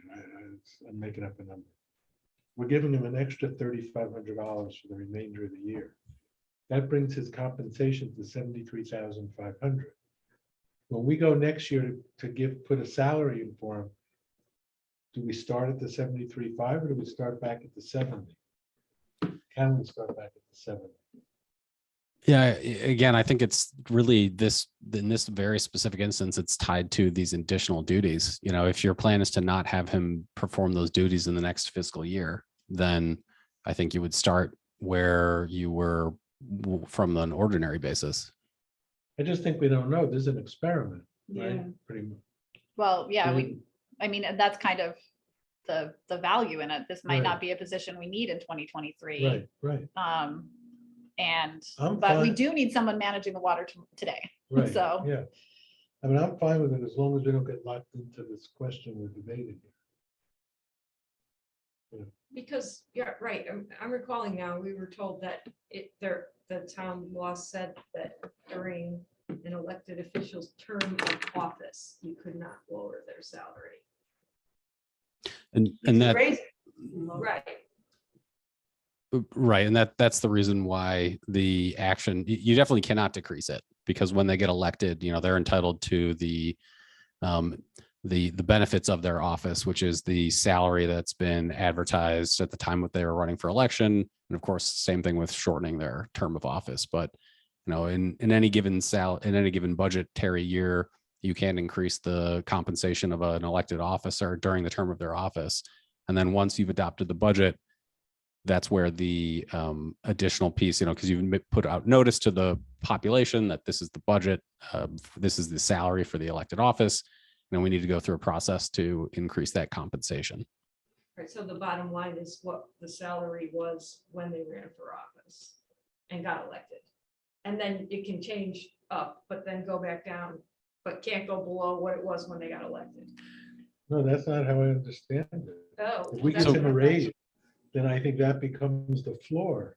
No, I thought that's Well, not what that's- they Yeah, said. so I will say, maybe what I do is go back to the statutes and, really be able to spell out chapter and verse exactly, where and what the parameters are, because I think that's kind of where it revolves around. And I don't like giving answers to things like this off the cuff in case I end up getting it slightly wrong. There could be some nuance here that in being asked an immediate question or an immediate answer, I might not quite get. So we need that answer question, but we need this Before we- question answered as well. If you over a period of years have raised based on COLAs and whatever new salaries, does that become the floor every year that you can't reduce? And I think that is the case, but I don't know. You got the que- I'll look into that same question. I don't want to get lost though. Like these duties need to get done, Right. and I think the question of the compensation, as long as you assign him the duties, under state law, he needs to do them. Now he's an elected officer. Elected officers have, a lot of discretion in the things that they do and when they do them and how they do them. I would just certainly recommend that you assign him the duties tonight. And if there needs to be further discussion about the compensation, or if there's further questions to be asked about it, when this is next brought up for consideration, you could retro pay, I believe, for anything that he's actively doing as of now, through when the board takes action. So that would be dropping the last part of this resolution Well, with the pay. Or- But I also don't want him to think he's not being Right, I think this is a small amount of money for Right. someone who's been a very good worker for the I- town. And I would not support stripping that. I think we need to just change the now therefore be it resolved wording so that we don't have to have this job description right now. And we, tweak that for the future to get it right as per Michael's concerns for the type of operation we have. But as per what I understood Nate to say, we could just change that wording to say that we delegate to him the duties of, supervising the water distribution system, supervising So- and operating the water distribution system, or whatever we want. and specifically compensate him for those duties Right, and make it clear that those duties aren't necessarily part of his job going into next year. right. Well, the next further resolve just says approves compensation for these For these duties. duties. Yeah. right. So, I mean, I think if we just change that wording, we're not locked to things, Michael, who knows a lot about this stuff, is concerned Right. about, we can fix this, we can work on it, we can have it for the future. But at least we get Scott delegated to the duties and he's paid, compensated for it. Yeah, And I'm we fine with can that. just move on and it Yeah. doesn't change anything. We can work on this for the future. Okay, so can we, Does that make sense? It does, except the duties really won't be in the resolution. I mean, there's the, I don't think anybody thinks that this job description is perfect. But the idea is fine tuning it as we go forward over the next couple of months. right, So that if we do go into 2023 with a new job description, it's a real clarification, and Scott's willing to do that. Basically, Scott's willing to do whatever work is necessary to keep the water district functioning and take over appropriate administrative responsibilities. That's not going to be clear in the resolution as it's currently written, or even as proposed amendment. So, I mean, that's leaving it really open-ended for what you're asking Scott to do. That gives him a lot of leeway. If you don't want to give as much leeway and you want actual, you're going to be doing X, Y, and Z, then an imperfect water system supervisor, it seems like a better approach to me at least, but But so is this a job that the town of Ulysses has on the books now? Or is this proposed to go through the county? no, we don't have to go personnel? through the county personnel because we're appointing it to an elected official. I want to ask you a question. Why aren't we using our existing water? We have a job description. We have a for water. labor position. The labor position doesn't allow for administrative responsibilities, and that's a deficiency currently in operations. And so the water system supervisor is where that administrative type oversight happens. And also Scott needs to be in charge of the water person, like, Yes. so it might be, in 2023, it might be where he's 1 or 2 hours a Right. week. But we need to designate him regardless as a supervisor, so he can actually supervise, because Just a water operator. no, I mean, well, if you're gonna make Scott the water operator permanently, then you're definitely gonna need to compensate him differently. I don't think we want to make him, I think that doesn't make sense. Because he's got other duties. I mean, I can't see that he's going to want to do all those duties on a daily basis I don't think it's reasonable to expect Well, him that's what's to, in the job description. and till he's gonna the do, end of the year. right, So what you would do is just reference the this subpart 5.4 in the New York State. Because that would just cover the regulations that we need. You've got something that's already written, that's already codified, Where'd you pull that from? but something we deal with every day. You so- deal with it at Cornell. but we'd also need we need administrative responsibilities in there also. Right, okay, well, just, Well, the only, that covers what administrative responsibilities that's what Chris did. No, he didn't. I can guarantee you, he did not. No, yeah, I get I that. mean, he did some testing, he did the testing and reporting that way, but we have other administrative responsibilities, the actual official reporting, the actual, dealing with the engineers. We need a little bit more Yeah, I capacity. get that. We're Yeah, gonna work toward it, but there's only one more quarterly report due this year. but we need to give him the freedom to use his people if he. well, and that's exactly it. So it's a situation where if there's a water line break or something like that, he needs to have supervision to say, okay, I'm pulling these highway guys off of these job responsibilities to go work on water, and then they keeps track of the time and. He already has that. though. No, he doesn't. He's not, nobody has tasked him with the responsibility of being in charge of water. We've never assigned him those responsibilities. You look at the highway superintendent job description, it has nothing to do with that. He's been doing it because he wants things to function, but that's Yeah. not actually his job. Right. Yes, so let's make it his job. Through the end of the year, he's got supervisory responsibilities, he's gonna do the water testing and everything, but he has the freedom to use some of his guys if he wants to. Or needs to, but they're not qualified yet to do it. Well, no, if he's supervising them, they can do it. Oh, They can't do it They can work under independently. his license. Yes. okay. So, Caitlin, the Uh-huh. other thing, Uh-huh. can you change on the minimum qualifications to grade C? Yeah, sure. C Yep. or D? Yeah, you could do C or D. Just make sure there's a C in there, because that's what he has. Yeah, I have C or D. So Well, you're okay with this whole thing? This Yeah, I think we year? hashed it out enough. Yeah. All right. so what I think this is, and We beat the dead horse. well, there. yeah, but Chris and I have also been talking, nobody thinks this is perfect. And so there are going to be ongoing conversations on this side. So the further refinement of this is seen as necessary. Yeah, so Yeah, not tonight, right. but as you're working towards it, remember subpart 5.4. Oh my God, I'm not Because going that's the to. whole. It's That's actually, part- it's actually in the knowledge Oh, is it in there? skills. Yeah. Oh, it is. Okay, Bullet good. point. Oh, you're right. Okay, so Okay. that covers a lot of what's in there. You could, There it is. as you work So towards we it. don't have You to can take a lot of adopt that this out. I read it. separately? You got it. Like we Yeah. never Mary. adopted anything like this. No, we don't have, to the best of my knowledge, we don't have to adopt it separately, but this is what we're using as the template for what Scott's going to do. Okay, but we don't have to indicate that anywhere. Right. There's no like written what any of the job duties are that way. That's If we your didn't copy, adopt Wilson. that, that's all. All right, Come on, go ahead. I'm moving you along. All Come on, Rich. right, let's Okay. go. Take the wheel shocks out. Okay, Call the vote. So just So- to be clear, we're leaving the resolution as is. with the subject to permissive referendum. Okay, so so moved. Do I think we We already already have did it? that. Second. Let's take a So vote. Call Take for a a vote. vote. All in favor? Aye. Thank you.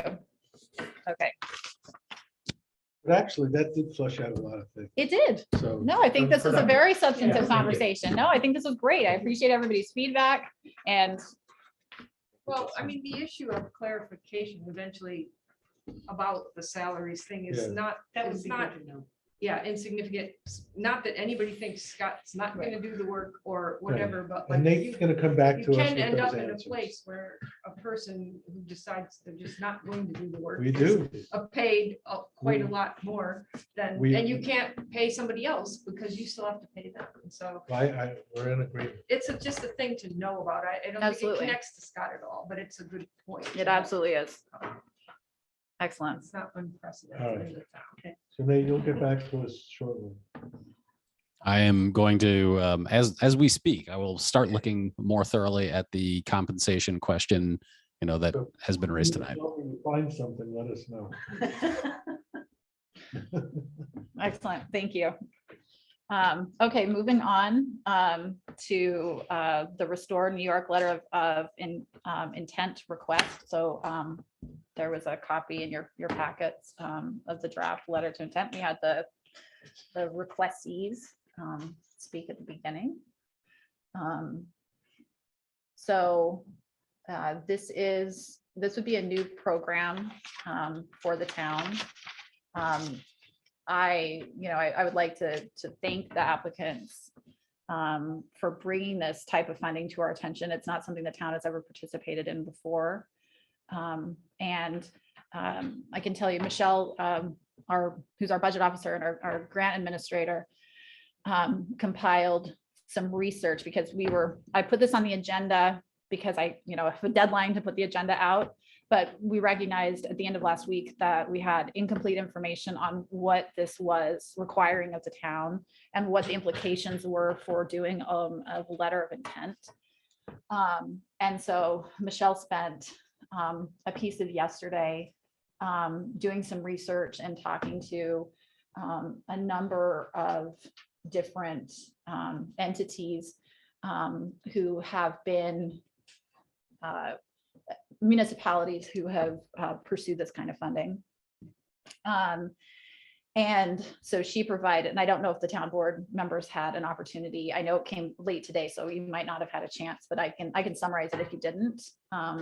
But she put together some information about what the town really should have clarification on before supporting an application, because the letter of intent broadly is stating that this is a project that is good to go from the town's perspective, which means it would meet our zoning requirements. It meets all of the legal land use in the town, that we've vetted the application, we've vetted the developer. And, we feel like we have enough information to say that this project has every capacity to be successful and is legally allowable. Because when she was talking to the different entities, including the entity that oversees the funding, the fact that Ulysses has never applied before would kind of give us a boost. So it would make it more likely that we would pass the first round.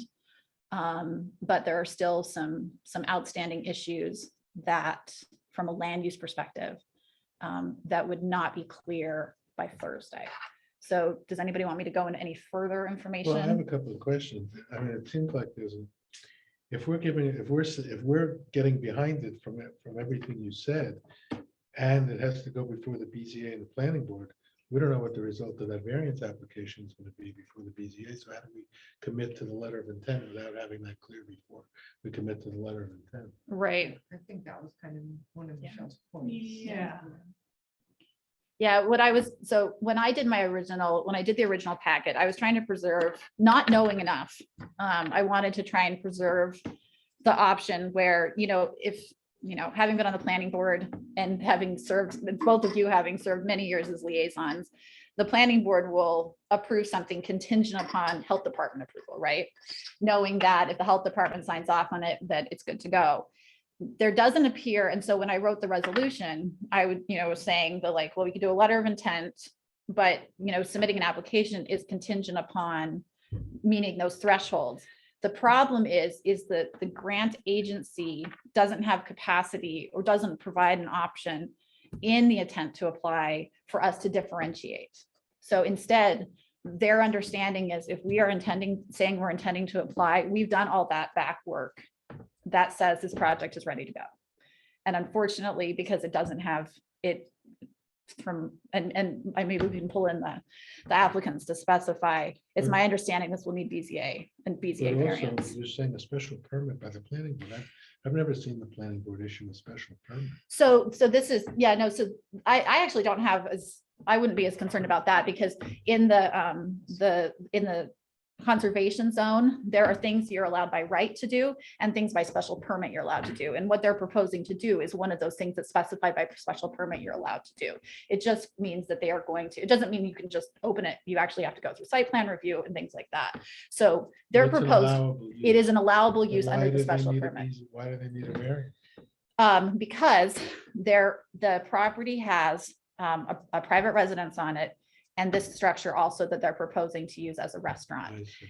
And the way the zoning is written in the conservation zone is that you can only have one primary structure and any other structures have to be ancillary Right. uses to the primary. A restaurant is not an Right. ancillary Got it. use Got it. to the primary residence.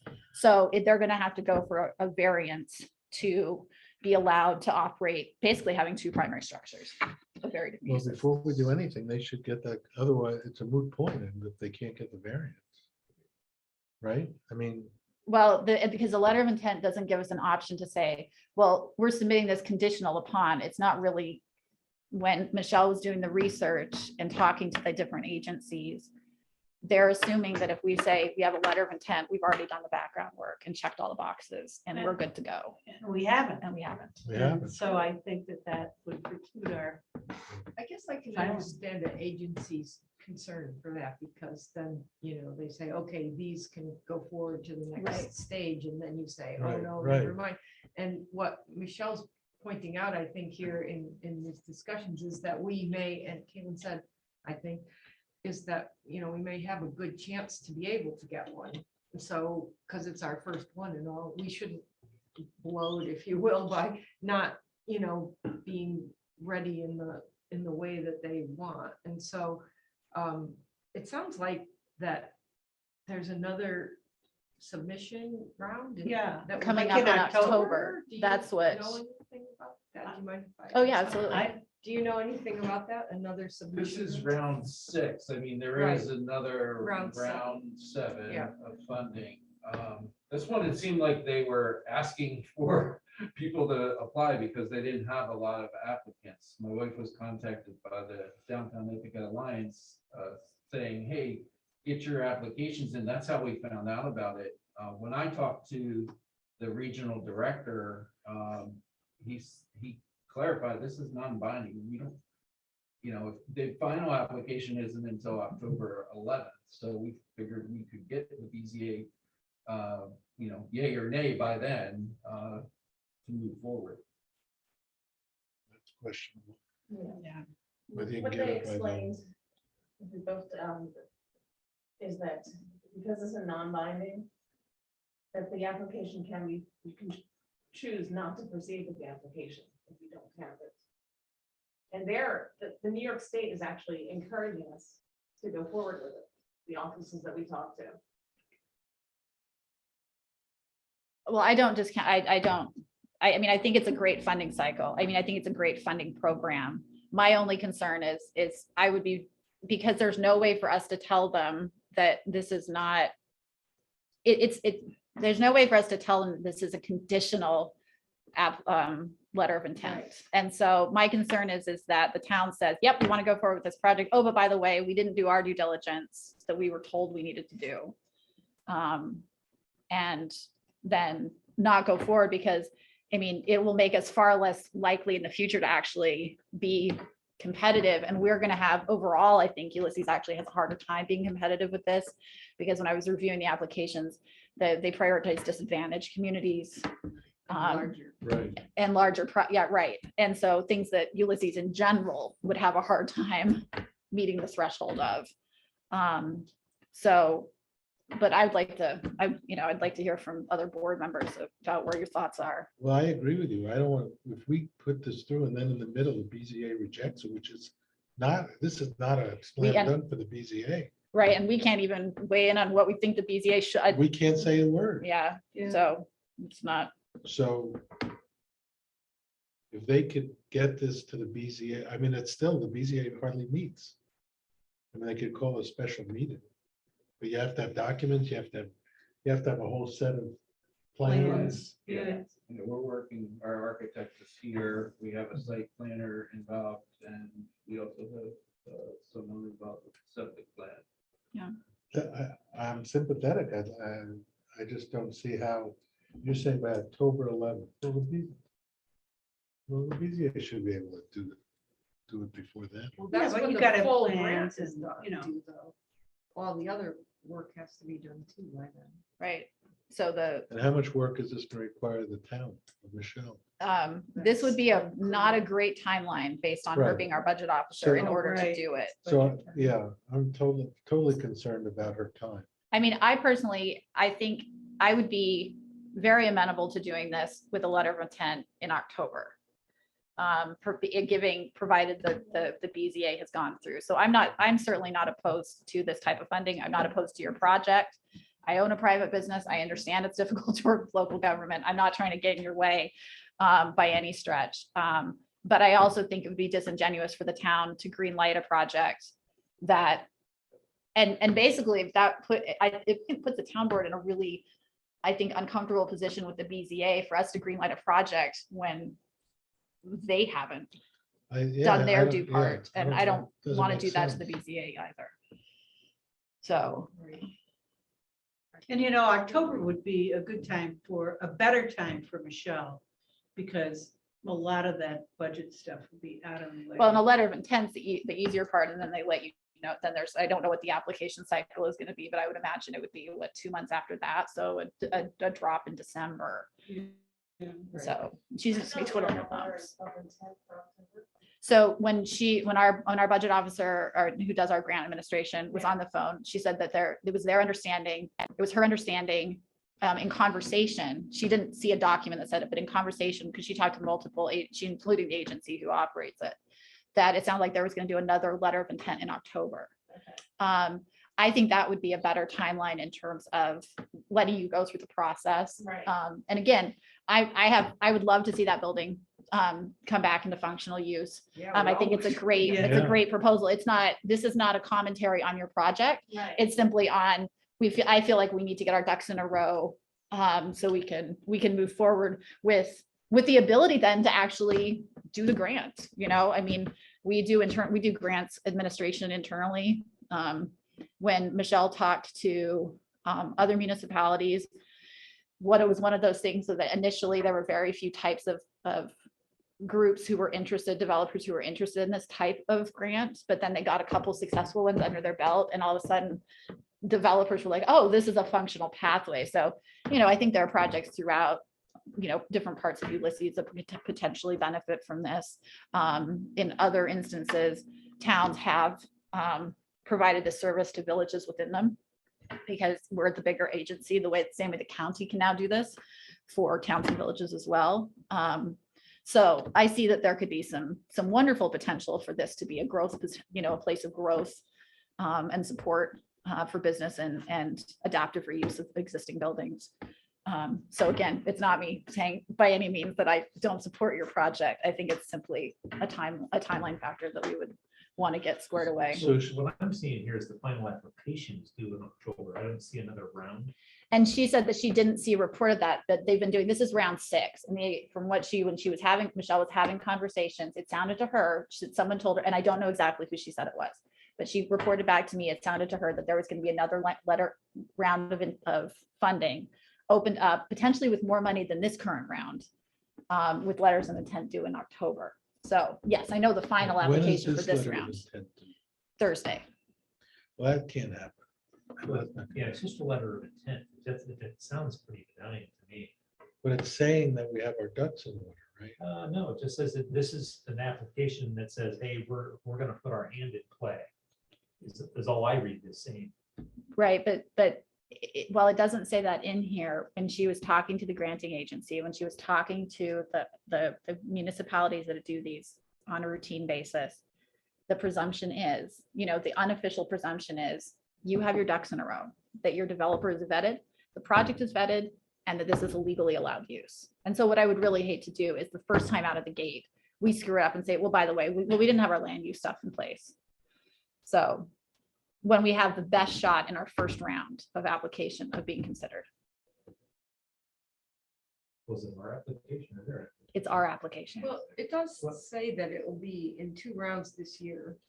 100 million the first round, 150 million the second round, but it doesn't say when the second round, so I can't find when the second. They're round. saying it's five and round six, 6. That's the first round. We're on round 6 right now, Right. and round 6 is 250 million. They're gonna do it, like, split that up, 100 and 150. Right, I believe there is a round 7, but I'm not certain. right. That's what I was just trying to see. Well, in any event, I think you should present you should get on the BZA schedule. Right, and get it, deal with that hurdle. Because I don't think it's a slam dunk that they're gonna give you the variance. Well, the project might have to be altered somehow. I mean, sometimes they work things through like that, right? I don't know. I don't go to these. We were wondering if the conservation zone. That's what Caitlin said. It said you could have a secondary structure, but a restaurant or cafe is not a secondary structure. It's not an ancillary structure to the original. And so I'm not, this is not my interpretation. This is John's interpretation. Well, Reading it's the pretty zone, because good. it's the zoning and officer's interpretation.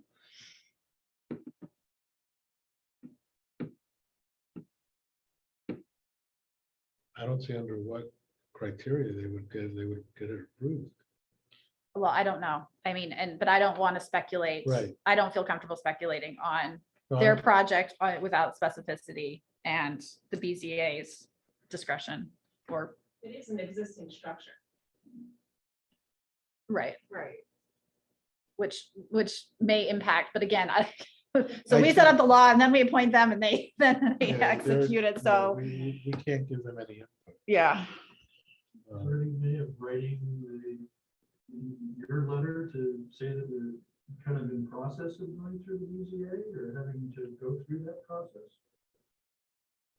Just to think this through a little bit. Well, I mean, is there a way to do that? I mean, there might potentially, that also will most likely get it rejected. Because, I mean, if I in a different phase of my life, I teach students, and one of the things I teach about is applying for grants. And granting agencies are typically in the very first round, they're looking to cut applications rather than to approve applications. So they're looking for, did you meet all the qualifications? And, who can we cut? Who can we axe from this list? How can we narrow this list down? And so I don't know if that's how they would have, I can't speak to whether or not that's how they're going to approach this. That's a common strategy that Empire State Development might utilize. I So, just don't think we can give a letter of intent knowing that this has to come before the BZA. I mean, well, those two are contradictory points. okay, And I think the point about the application is due on October 11th, and it has to come from the municipality, and that's, Michelle is pretty overloaded with other she's duties going to be focusing on the budget. There's during no, that time, Yeah. so I think that How much deadline work is is that? very problematic, because it hasn't been planned into her workload at all. I'm concerned a little bit about that. Would it be all your work and just? It looks like it's a consolidated funding application. Those things are. Well, I talked to Michelle about it and she wouldn't be, she doesn't, you know, it's one thing to hire a consultant to put an application together. It's another to hand over to private individuals, which is nothing about you in particular. It's just private individuals in general, to hand over an application that is not their application, it's the town's application. The town has to stand behind everything in there. So it would not be, you know, just, there's no precedent for us doing that. This has just been an incredibly short timeline. Yeah. And so, you know, I was able to, you know, pull Michelle out to spend, you know, a chunk of yesterday doing this, but, and she gathered and shared the information that she found. But her recommendation is that it would be far better and more suitable to go in the next round of funding when these issues have been clarified, because one of the things that the other municipalities indicated is that they sit down and have substantive conversations with the developer about what's your business plan, like, because what you don't want to have happen is you get halfway through, because it's a reimbursement grant, you don't want a developer who halfway through runs out of money. Again, this isn't about the individuals, this is about, on a broad scale, is how do you manage this process? And what they're applying for is a $250,000 grant, and they put in 250 themselves. Is that how this works? Yeah, so the project cost is estimated at $500,000. They're requesting 250,000. So they would have to do the whole project, and then they get reimbursed at the completion of the project. It looks like for the application, you have to do seeker, you have to do a SHPO, historic. It's not a like a 2-pager. I mean, the letter of intent's the easy part. Look, I Take think- a while and I think with we're the all- October I- deadline, I'm just. Listen, I wondering. think we're all clear. It's not fair. It's not right to give this to, first of all, I don't feel good about doing it until I go to the BZA. I think we're sidestepping the BZA if we do this right now. Well, one of the questions that Michelle answered in this email is, a letter of intent signifies that the proposed project has met municipal requirements and has been thoroughly vetted by the municipality. Well, it And hasn't. while it sounds really good, and I support that, I don't think it's been We fully haven't vetted it vetted. in the least. No, but it would be vetted by the October 11th. That No, but Yeah, this is this saying is a letter just of an- intent. This is saying, no, but this is just it says, hey, we're going to apply for this. that's not what she No, just not what read. she That's what, said. that's what Michelle's reading, because I read this, the last 2 days, I've been, kind of reading this stuff, and when she sent that out, I didn't see all of that in what I was reading on Restore Well, New she York. didn't make that up. I'm not saying she read, She didn't write that. people right? get, Did Michelle write what you just read, or? Yeah, these are is from her that from New notes. York State? Well, no, that was an email from her, but it's Q&A, what is Restore New York? No. I don't think she made this No, stuff up. she She probably copied it Copied from it from someplace. somewhere. Michelle was excited about this project. This isn't Michelle trying to torpedo Right, no, I'm anybody, but sure. she's also trying to, go through the due diligence. And I asked her to go talk to these other agencies who've actually, talked to Right, sure.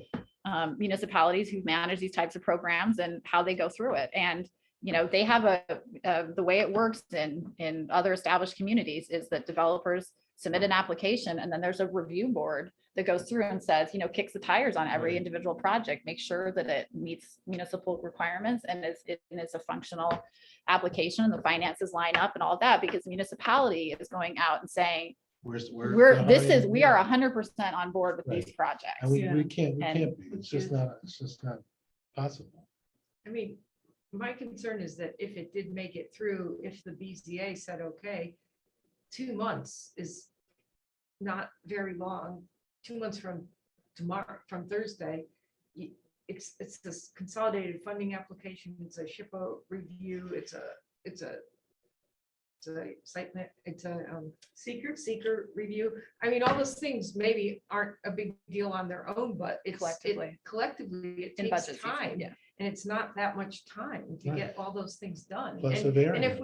we can't get them done, or we can't get them done well, then we kind of lost the opportunity to apply for this project, when hopefully another round is coming up. If we can get some confirmation on that, we can call the Regional Economic Development Council and stuff and try to find that out. But to me, it's a risk can't. that that I don't think blow it. is worth taking. Yeah, I'm very worried about it, Most of given it, just reading through what the level of thing, what do you need to apply? There are 7 things here, of which the letter of intent is 1, but then, right.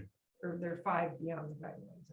And the CFA application itself is a big pain. I mean, Yeah. so we just did one for something else and it took, a week, so. Yeah, Michelle had at least 40 hours into that. Oh, is that the Right. DEC thing? Yeah, Yeah. so I just am concerned, like, it's a good project, it's a great thing to do, it's important for Ulysses to start thinking about these things.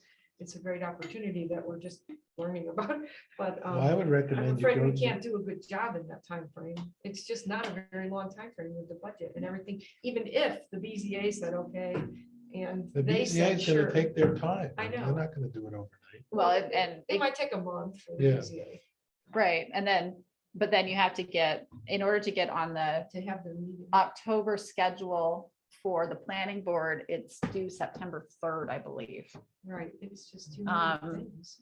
And so I don't, realistically, you wouldn't go get the special permit unless you have BZA approval. Right. They would wait to see. I would just hate to see it, fall apart, even if it got through all those hurdles, because we just don't Right. have the time to do it well. So, I mean, that's why. But those processes might be able to get in place, and if there's an October letter of intent. So, Right, all I can find is that there'll be 2 phases of the $250 million split 100 and 150 within this year, so. And so that aligns with what Michelle heard, but we don't have any definitive knowledge beyond that. Anyway. okay. I think it's- Nate, you wanna weigh in on this? I'm not 100% familiar with the Restore New York grant guidelines, but many grants, and I mean, put yourself in the shoes of a business owner. You apply for funding, whether it's from a bank or a grant, before you ever have local municipal approvals. And I'm just going to ask the question: is there a way to couch this letter of intent to indicate the qualifier that the town is interested in achieving this grant funding, but it's subject to later approval by zoning, planning, as applicable for the specific project in that particular instance? Because I'd hate for you to miss a deadline today. I mean, if at the end of the day it makes sense to just wait, okay, but I mean that might be a way to phrase it now that lets you apply while indicating there is some later need for local approvals. Well, the other part though, Nate, is from an administrative standpoint, the being able to launch and to be fully, like, we would have to, with the application, we would have to have BZA approval, we'd have to have site plan approval. I don't think from a timeline on the town side, and that's not the town board side, I think it's an application, it's the timeline of those agents, those independent boards. There's not gonna be a way to get there by mid-October. Caitlin, you probably know this, but better, because it's your area of expertise, but my understanding is that those SHPO things can take a really long time once you request the review. Well, and I mean, I have spent months dealing on individual projects with SHPO. I mean, it doesn't. What Like, is we have SHPO no stand control for? of this. State Historic Preservation Oh. Office. But I don't know for this particular application, what depth they of were. review. Yeah, I can't is see the thing. necessary. It doesn't, it won't let me go. There's nothing listed for this site on the Chris site, so it's not a historic site. But that's actually not, so I'm a historic preservationist, so what New York State, it's buildings, SHPO will deal with both buildings that are listed and eligible. And so they will determine eligibility. And so if they determine eligibility with public funds, in most cases, you are going to have to meet the standards that SHPO sets forward, even if it's just a simply eligible building, because it's a public law that dates back to 1980.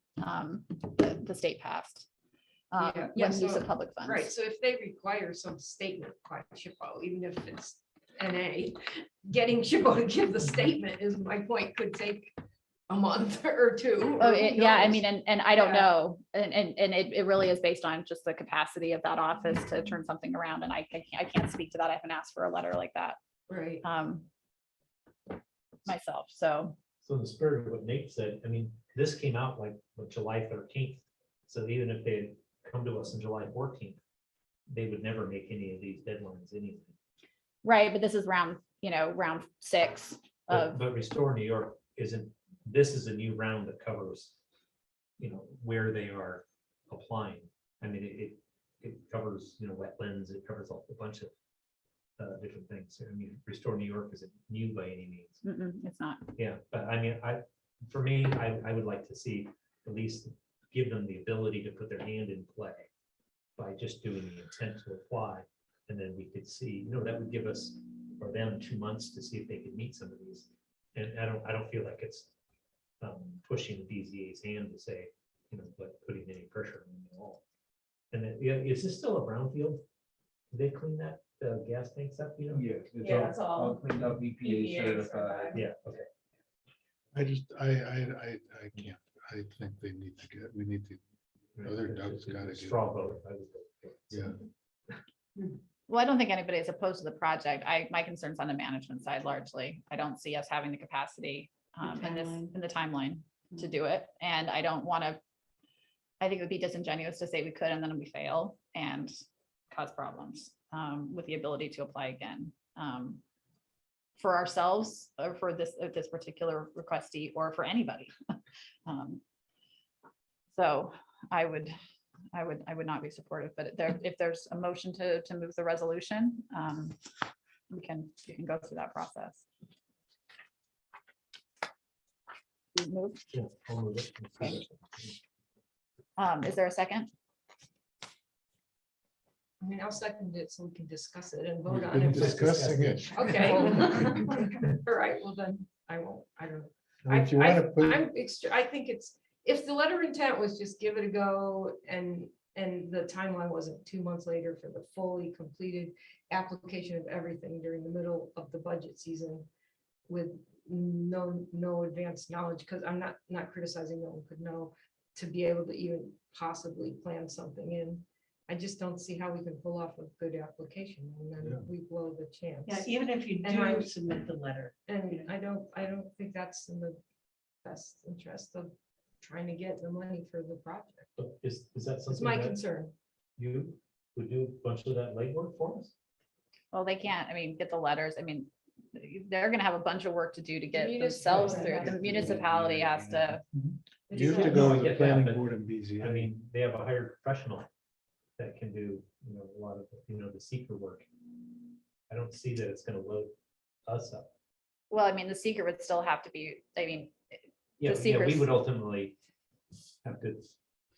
like I said, this is gonna require staff time that we don't have. Oh, we also have to have a Um, public hearing before I think I read in there. Yeah. We have to have a public hearing for seeker. Well, Oh, a public for- hearing for the application. There's public hearing for a new planner. Caitlin. What do I you don't know, think? I don't think, we don't, it's not, it's too rushed. I'm concerned about the timing. I really am. In the meantime, I Pull it off. suggest you guys go to the planning board, go to the BZA, BZA get your first. ducks in order and then come back. Because I don't think it's lack of. We all would love Support to on the- see that property. Yeah. Oh, yeah. Right, oh, develop. yeah, that's what I would love to see it too. So Yeah. I mean- Is there either a 1-4 vote or a motion to table? You Because we want to go moved 1-4, it's No, because we fine. moved and seconded it, so. There's No, actually, second. She withdrew Roxanne her withdrew her second. I she withdrew it. retracted it Okay, because I so was it's not on gonna the do it table. for discussion, but it's true, we already had the discussion. Okay, So we don't have to table it. We Right. didn't I- go take. we I didn't- mean, I'm hugely supportive of it and I'd be supportive of us, putting a little town time however we can as to helping research this and all and knowing when everything will come up and being really ready to be able to help and yeah, getting on the BZA's docket and the planning board's docket so that all that stuff is there, even if there's some other way it comes up to fund it too, but like, you're gonna need that stuff anyway. And maybe we can help with a little further outreach to people on the phone, so we can get some more, as town officials, maybe we can find out other things. We could try, and I'd be supportive to doing that. And I Yeah, think I Michelle think probably it's a would great be too, idea. putting a little bit of time into Happy it. for that. Yeah. Oh, yeah. Because she Totally thinks it's a support. good idea, so I guess that's what I would suggest. If that's That's amenable. I mean, Caitlin did this. Yeah, no, I mean, again, like, literally no one has said this is a terrible project. We shouldn't be doing this kind of thing. It's simply of wanting to make sure we do it well and we do it appropriately and we don't put the cart before the horse in terms of the BZA and the planning board, because we can't speak to what they're gonna, I would be, I think the planning board with BZA approval would be a much more straightforward process that I could perceive, because it's listed as a allowable use by special permit. I can't speak to what the BZA is gonna Right. determine. We don't know. So, I know, I'm just digging a little further into the application and all the required steps so that you can know in advance, how long it's gonna take and get some of that stuff together. I think would be really helpful in terms of. well, I think we're mostly on the same page, so I think we Yeah, can, thank you. yeah. And it's Thank not you that for we all don't. the time. I subtract- mean, It's not that we and don't. not just support it. say, Yeah, no. get out, No, I no, really no. truly appreciate Well, thank you for all the sitting through time, all of our plus- meetings. Plus everything, You got it. Caitlin, everything you did beforehand to get Michelle and all Yeah. the research. Well, and that's the thing is we really, we're trying to get it across the finish line. So it's certainly, please don't hear, you didn't hear anybody say that they didn't want to see your project be successful. So, and we want to work with you and it could be on this, it could be in additional ways. So, Had we known about it, we would.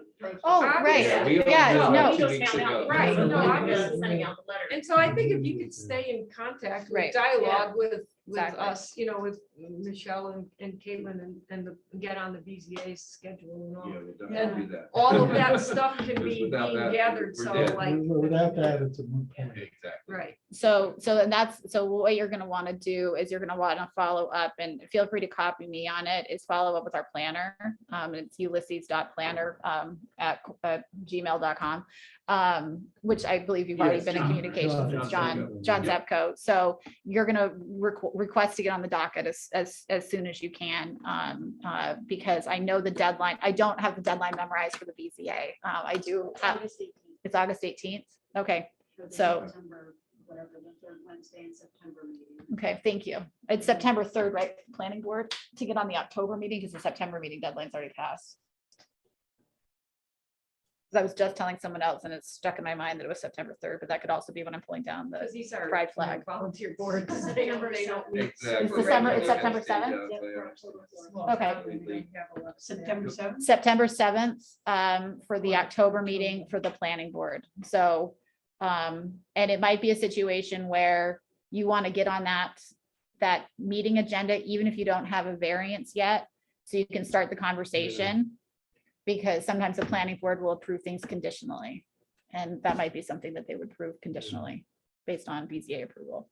But I can't speak for that, but So they can't get on the planning board docket till October, because even though it's August 9th, we can't get on the September planning board docket? what, I think that's the deadline already. The deadline's already passed. August 3rd.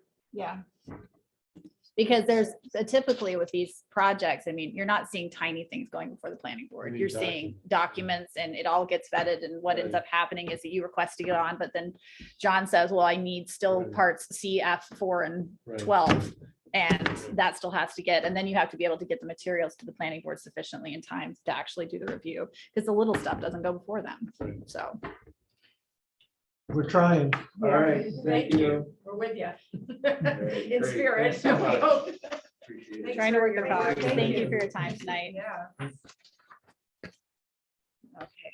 All right. Nate needs to go back to talk about the water supervisor. So Nate, Yep. Thank you, Caitlin. So my sincere apologies to all the town board members. This is as much egg on my face as I can put on it. So as I mentioned, the town highway superintendent can be assigned all the duties that you want to assign him.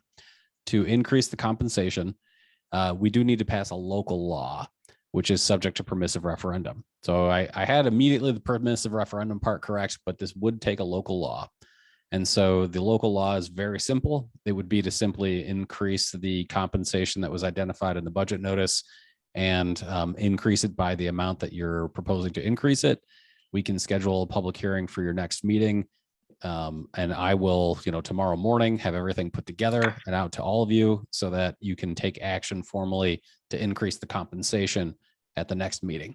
And again, I very much apologize for this late notice and revelation. That is my oversight. So Nate, could we just pass a resolution tonight to schedule a public hearing and do what you just said in a resolution? Yep, Okay. that's very simple. I don't have any issue with you scheduling a public hearing for your next meeting. It's 2 weeks away. Local laws need to age with you only for 10 days. And so I will send everything to you, if not tonight, then tomorrow morning, so that it's meeting all those deadlines. And because it's a increase to the salary, insofar as he performs any duties between now and whenever you presumably authorize that increase, it's just not even prorated. The amount of money that he's supposed to get in this calendar year, he would end up getting that. So it's no hit to him. Okay, so then I would move, Caitlin, sorry, I just have a question, clarification of, so the local law is tied to the extra monies or the duties that you want to add? extra monies. The extra monies. So I would move to schedule a public hearing on a local law to assign extra funding or extra. To increase the compensation of the highway superintendent Not for salary. the fiscal year of 2022. And so then my question, Nate, is to go back to Rich's question, does this permanently increase, put the floor? Nope. It does not. It does not. It is just for this one particular fiscal year.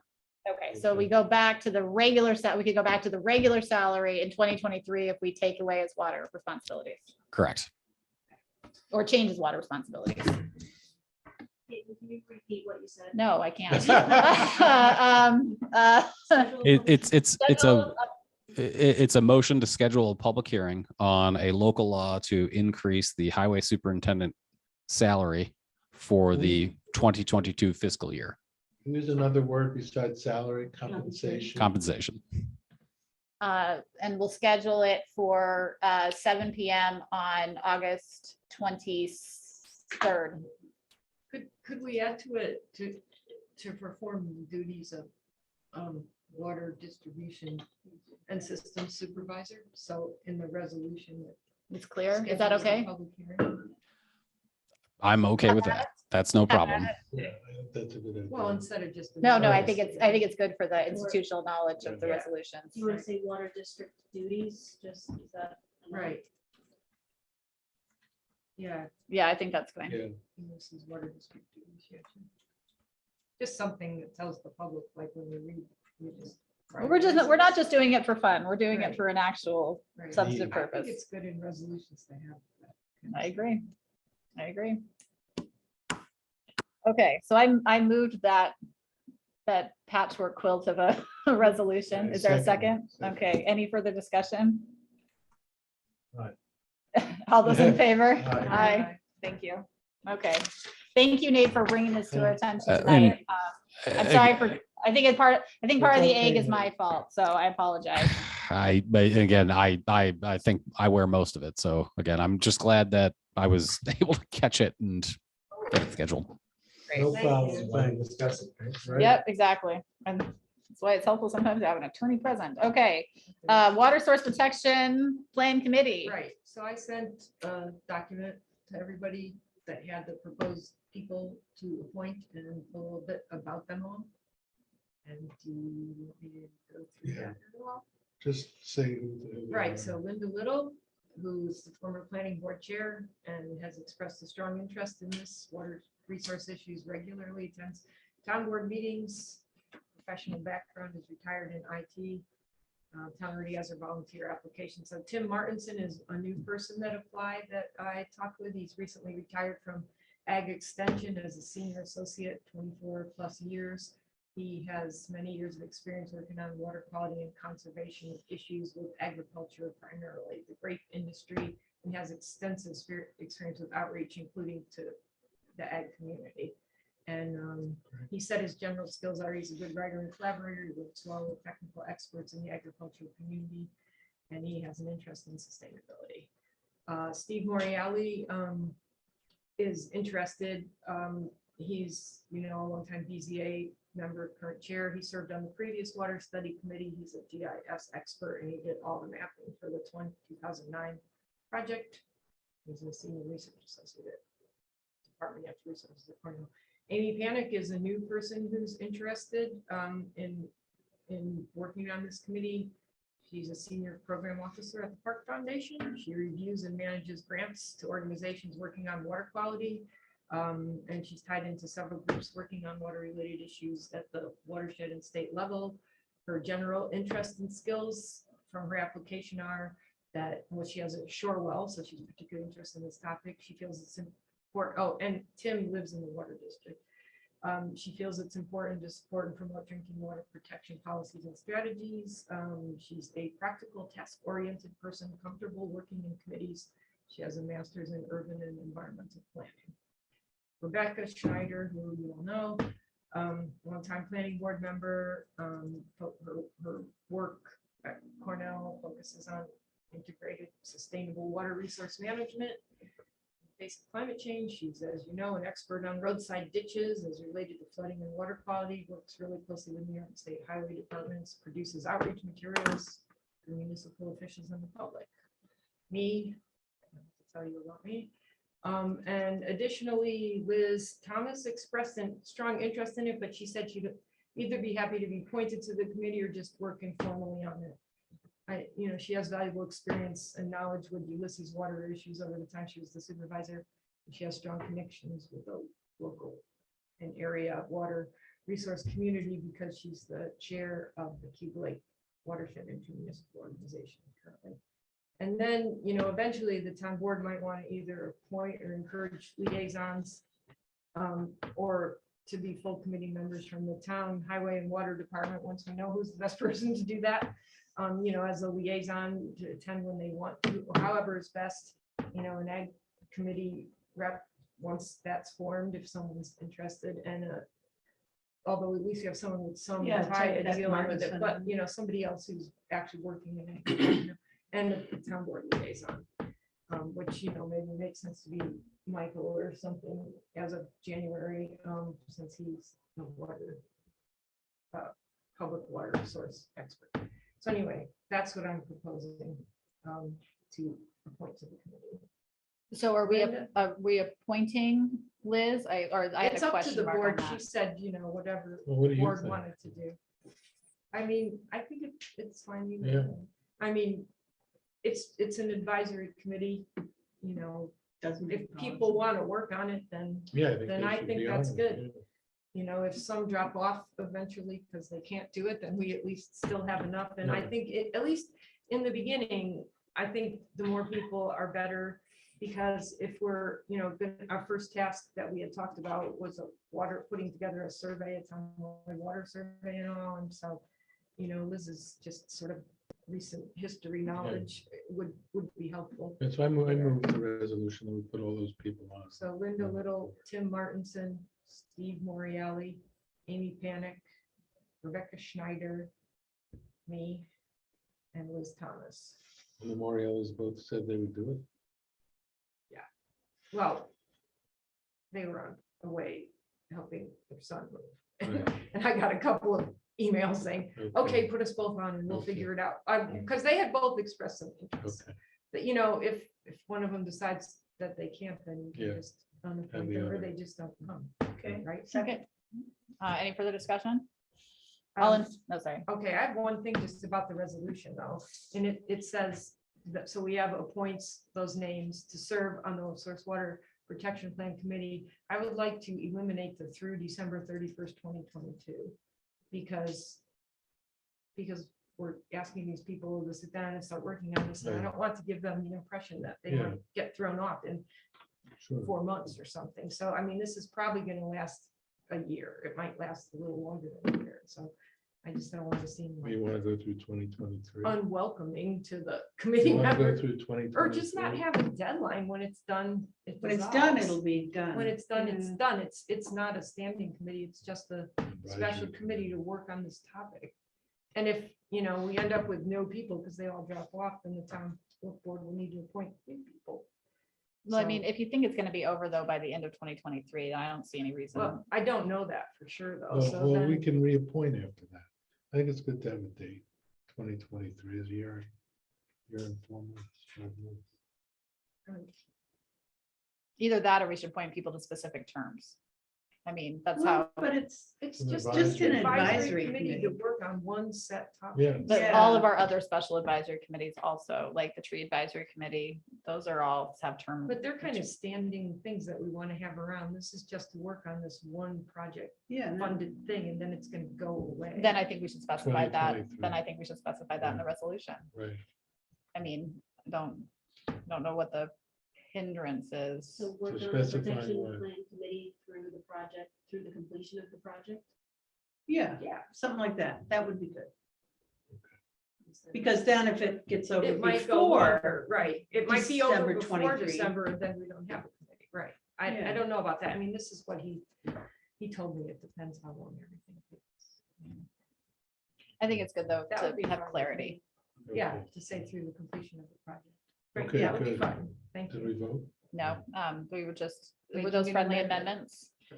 So, all those in favor? Aye. Aye. Okay, thanks, I put the word out to our technical specialists that are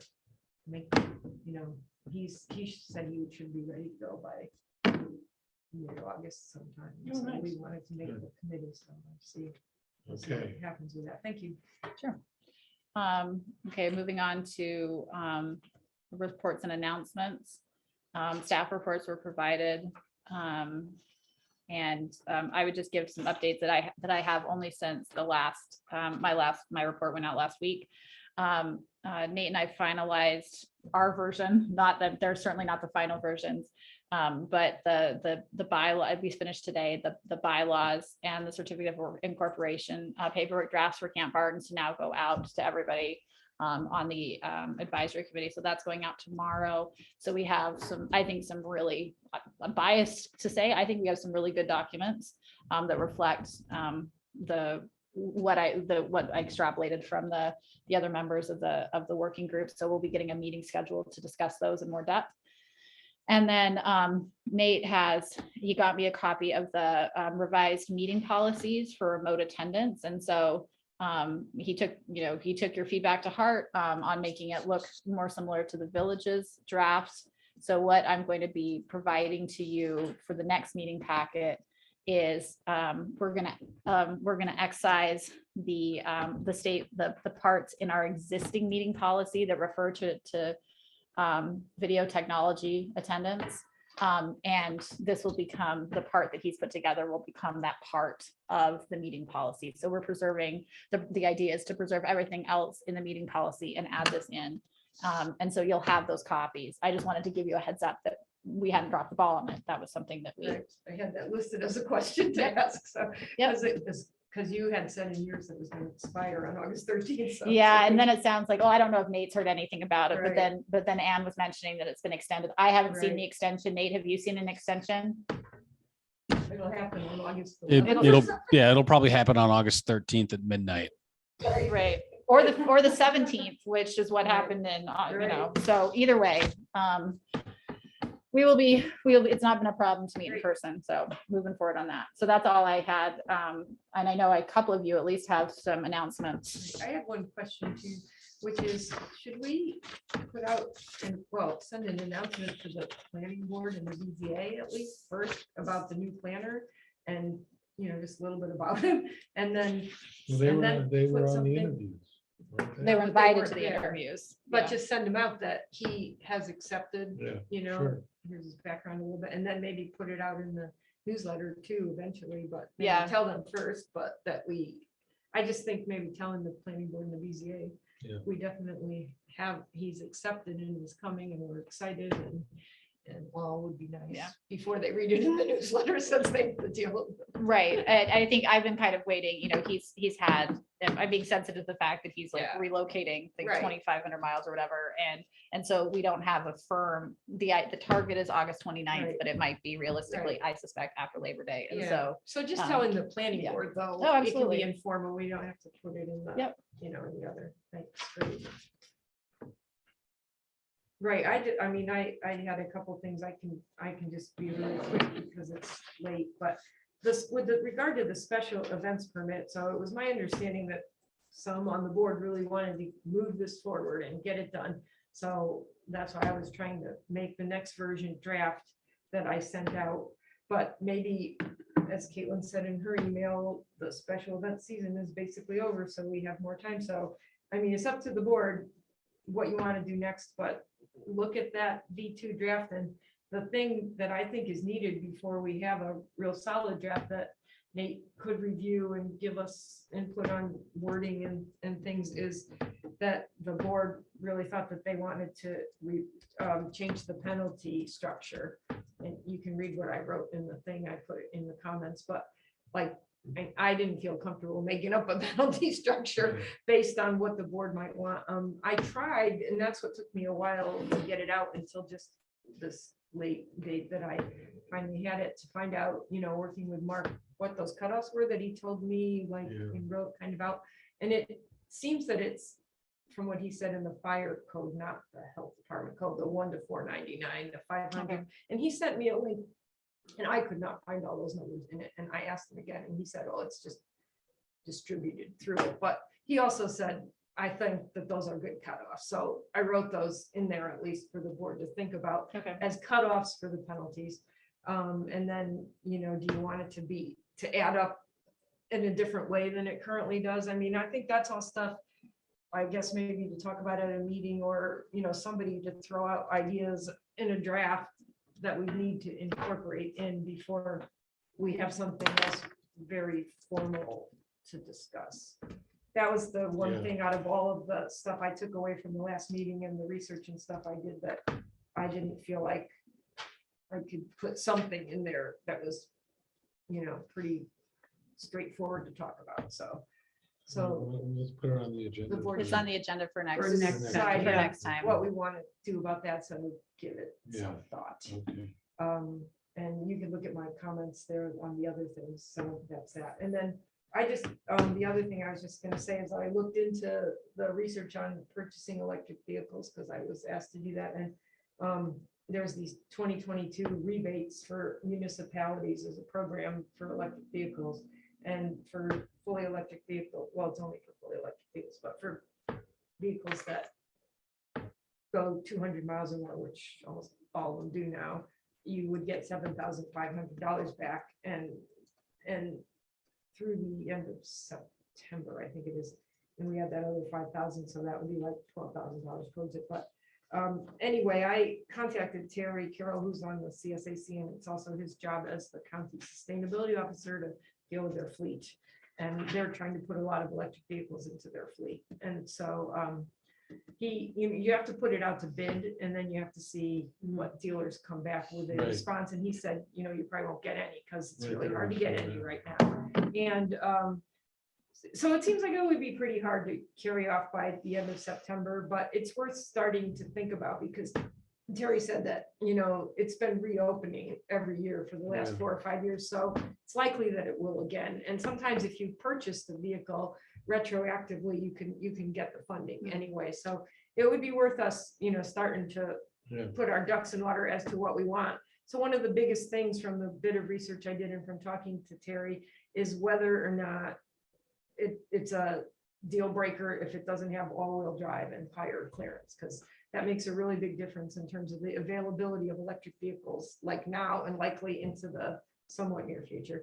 So we should talk to Mark. I did and others actually. about that. So I did talk to Mark about that, and because what he's seeing is a lot of construction that's like being set down roads, like unpaved, unplowed roads potentially.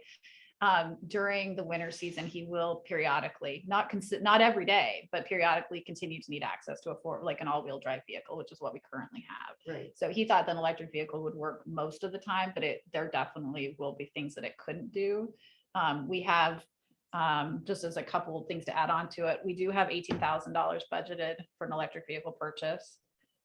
This Already. year, does that count the Yeah. 5 that we got No. from the grant? Okay, so. No, and then this we is- got 5 We more saved, this- so we had some money in the last year, and then we put money to save in this year because we were working up to purchase. And so we've Right. been stockpiling. Reserve. We And put then a we got reserve. the 5,000 from completing the clean it. We said we were Right. gonna buy an electric vehicle, put that towards it. So previously, when we talked about purchasing electric vehicle, we were doing it conditionally upon selling this vehicle that we have the RAV4, but it might be a situation where we probably want to keep both of them. If like we could get an electric vehicle for a much smaller amount of money with these rebates and with the $5,000 funding, it might be a thing where we actually either keep this car for town hall, or the highway actually has potential use for it as well. And they would have to purchase it basically. Like it's not, you can't just hand it over, obviously, everybody knows that, but that car might actually end up staying in our, we could think about actually keeping it in-house. In which case, then Then maybe you you don't could need get a an much less all-wheel. expensive electric vehicle Right. that would service it most of the time, because you could use that one. Well, and that was And the the rest of idea, the is that time. it might be possible to continue to use that one, or for him to borrow something from the highway department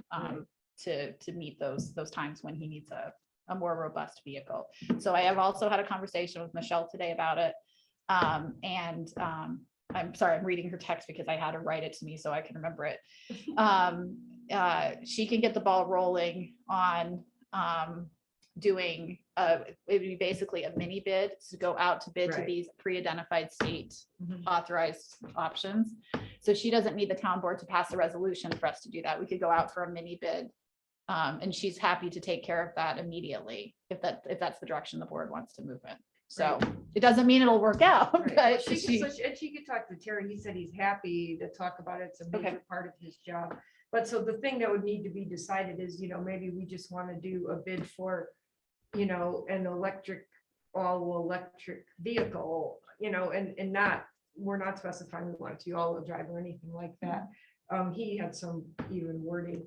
And the other thing that he said, and we can see, so we see what we get. If we get nothing, then that allows us to go like, so essentially sole source, talk to individual dealers, like go to McGuire and say, hey, do you have any of these? Because sometimes they don't notice when these bid things go out. And Terry said that actually happened recently, they're buying two more Chevy Bolt EUVs. And that happened, they put out a bid, they didn't get anything, so they went and talked directly to McGuire, who had them but hadn't seen the bid. So, Right, so okay. anyway, if we do that, I can talk to Michelle and I can forward her the emails Terry sent me. that's great. Terry also said he's happy to show Mark or anybody on the board anytime they want the vehicles that they Yeah, have, that's fine. once we know what we want to look at, because they have a Yeah. pretty big variety in their fleet. So anyway, that's that. I will communicate with Michelle about That's that great. if you want. Is the board feeling comfortable? I mean, Yeah. it's not committing any money No, to it. it We're doesn't just mean we gonna have to see. do anything except see what we get. The other thing is It's not that likely to be much, according to Terry. this bill, the inflation Yeah. blah, whatever it is. Inflation Reduction Bill guy better know it's not. The Inflation Inflation Reduction Act. Yeah, yeah. It reduces inflation Anyway, they by have $8. big electric vehicle incentives So that's the in that. $7,500 incentive that seems to already be Right. part of the municipal. Oh. It is, yeah. I don't think they'll probably put even more. Those are mostly tax break ones. So the municipality has to have different ones because they don't have tax. Right. liability. Well, I haven't read the bills. Yeah. Well, why not, Mary? I mean, Right. I So can we can guarantee most see, people and voting if on it it haven't happens to either. work out, then we can do it within this timeline. But if not, Terry said he's pretty sure that even if you buy it, they'll gonna rent take- Yeah. within a certain period of back time, they'll still give you the rebate if you just apply. Right, yeah. So, and you meet the criteria, which are very simple. It's gotta be bought new, it has to be new, and it has to be from a New York dealer. And, it has to. be that. No, So great. anyway, that's that. And Right. I will pass it on to Sounds Michelle good. and CC you. so And you we see it. will All right. Yeah, move forward. there we go. Michael, did you have an update? Do I recall that you said Yeah, I something? sent something out late today, and that was something I saw on that, I think a voice about the Uh-huh. funding Broadband. for broadband for economically disadvantaged families. So Mhm. I don't know if it's something we want to put in the newsletter. It has been, hasn't it? They have been brought- I don't know if it's the same program, but. Yeah, and I checked with Linda today about it, so I don't know if It's it's the something. $30 a month or something. Yeah. Yeah. Yeah, Yeah. Yeah. Did you send it to me? Or you- Mm-mm. I sent you the one about the water. I don't think I sent Somebody the sent broad. it to me. yeah, I sent something today. And then an earlier discussion on the investment strategy. So look back, our investment policy dates from April 12th, 1994. So if that's something the finance committee, I'm not even sure everything in there is still legal. From, Well, I know it's been looked at subsequently and we readopted it. at our organizational meeting. But Yeah, we may have adopted it. but I don't know We if do it every year, I think. Right, but it might, Yeah. we might. So wanna maybe review he's it. just suggesting it gets Yeah, reviewed it's- for it's, you know. currency or something. Nate, have you reviewed it recently? I can't remember if we. Yeah, Michelle sent me. you did send it over to me when you sent over the contract with the financial institution, and that was why I asked had they been provided it, because their contract indicates that they will follow any policies and procedures of the town. Now, has it been updated for all the things that the state will currently allow you to do? I think that since 1994, there are some additional things that the state will allow you to potentially invest in or place your monies. I did not comment on it for that, but as of 1994 and all the things that it allowed you to do, it was accurate. The state has not retracted any of those things from 1994. If you'd like to expand your policy in some fashion, then we can certainly do that. It's not going to be a lot. Don't get me wrong. You can't invest in stocks, for example, but there are some pretty drastic restrictions Hey, on everyone in crypto. investments. We could certainly get some attention doing that, Roxanne. No, the New York City mayor is paid. Is he paying cryptocurrency? I didn't realize that. That's funny.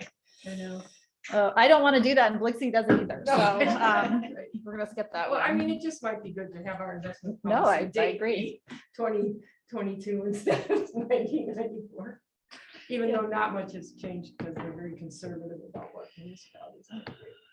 Mary, did you have anything? I'm gonna assume I Rich did. did not. Okay, excellent. I did have that one thing I sent you. Oh, I'm all, sorry. The water, I mean, if you want to weigh in on that at all. Oh, I haven't. The read that list, yet. I mean, if you want to, it's fine. I'm collecting. I've gotten things from a few people, Michelle. Yeah, CSAC folks, a couple have sent me things. I'll just combine all the letters and see what like our top 5 are. Actually, I was thinking I would do 2 because I talked to Liz about it, and one could be sort of infrastructure type things and the other one could be like, water quality, other sorts of things. So so I saw Um, Liz's email originally, and it looked like there was a way for like me to just do one myself. yeah, like, I and asked her about that. I said, like, do you just want like, one thing from the Yeah. town and she was like, yeah, a lot of people have asked me and we kind of wanted one from the municipalities, but then there's like a choice, like you as an Yeah. expert person or something Right. could do it. So I think we could do whatever. And I Okay. think that it's good for them to get input. Okay, But sounds I'm good. happy to put it in Okay. if you want, whatever you Sure. want, send it to me, do it Okay. I yourself. just wanted to make sure From that the Scott and Michelle were aware of it. Well, I Oh, sent yeah. it to Working on them. things, Michelle so they already can see submitted it. her Yes, stuff. and I sent it to Scott too, and Yeah. so, and I sent it to the CSAC and I sent it to the board, so. Yeah, it's just weighing in, we can probably send 3 or 4, like, I mean, I thought it would just probably hone down to a set of things and we would just send them in, but if somebody else wants to do it, I can send you the link, go for it, or I'll do it, whatever you want. I've got it. in the email. You got the link, I have the I link from think so. Liz directly, yeah. Okay. But the link with the survey that you fill out? mhm. Well, I don't know. No, I don't think maybe so. not. I don't I know. think it would be There was an good, attachment it would be, that I had a just list thought it of was things. good as a town to think about it a little bit, Mm-hmm. and so, I can send them from the town, and then if anybody wants to send individual ones. Yeah, it said something about Thursday, so I figured I had it. Yeah, and you don't have to do it, it's just, it came up late, Michael sort of put us back on track there, Liz and I miscommunicated on who was dealing with it who was communicating with the town, so anyway. Yeah, okay. Excellent. Let's move on. So Justice. you have the upcoming, we're gonna do an executive session at 6 PM next next week. Yeah, next meeting. Town hall's then closed and regular meeting. So moving on to approval of the minutes. We have the meeting minutes from July 12th. There was a regular meeting and a public hearing. July 19th, there was a special meeting, and July 26th was a regular meeting. Did anybody have any alterations they needed to the minutes? So moved. Second. Any further discussion or comment? Okay, all in favor? Aye. Thank you. We didn't have any budget modifications. And are you able to screen share the thing I sent you? I forgot to print. I'm sorry. We're being eco-friendly. We'll pretend it was because I was eco-friendly and not because I didn't print it out. It's good to be. It is good to be eco-friendly. I just can't claim that that was the motivation. It's true that's, so the voucher resolution resolved that the Ulysses Town Board has reviewed and approved payment of claims for the HB Fund Cemetery Bridge Replacement Project, voucher 40 in the amount of $690.06. And for all other fund vouchers numbered 344 through 380 in the amount of 36,000. This is a real test. I can't see that. 6.5. Thank you. And 25 cents. You passed. Really a cheap voucher. Yeah. It was, there was a real low this month. So is there a, I'll move that. Is there a second? Any further discussion? All those in favor? Aye. Aye. Thank you very much. I did initial it this time. I got with the program. Excellent. Okay, privilege of the floor. Is there anybody attending who wish to address us? Oh, here comes Linda again. And I can talk too. Congratulations on hiring a planning manager. That's great news. And I think it'll be very good for the organization. We agree. I think it's gonna be a great fit. Thank you. Yeah, I'm interested in the announcement, so I can see who you were able to hire. Excellent. More will be coming out. Congratulations on being on the water committee. We'll be in touch. Yes, I'm looking forward to that, Roxanne. Excellent. Well, I'm gonna pass it over to Rich. Yeah. All right, move to adjourn. Second. Oh my lord, it wasn't cold when I started. It got Freezing. progressively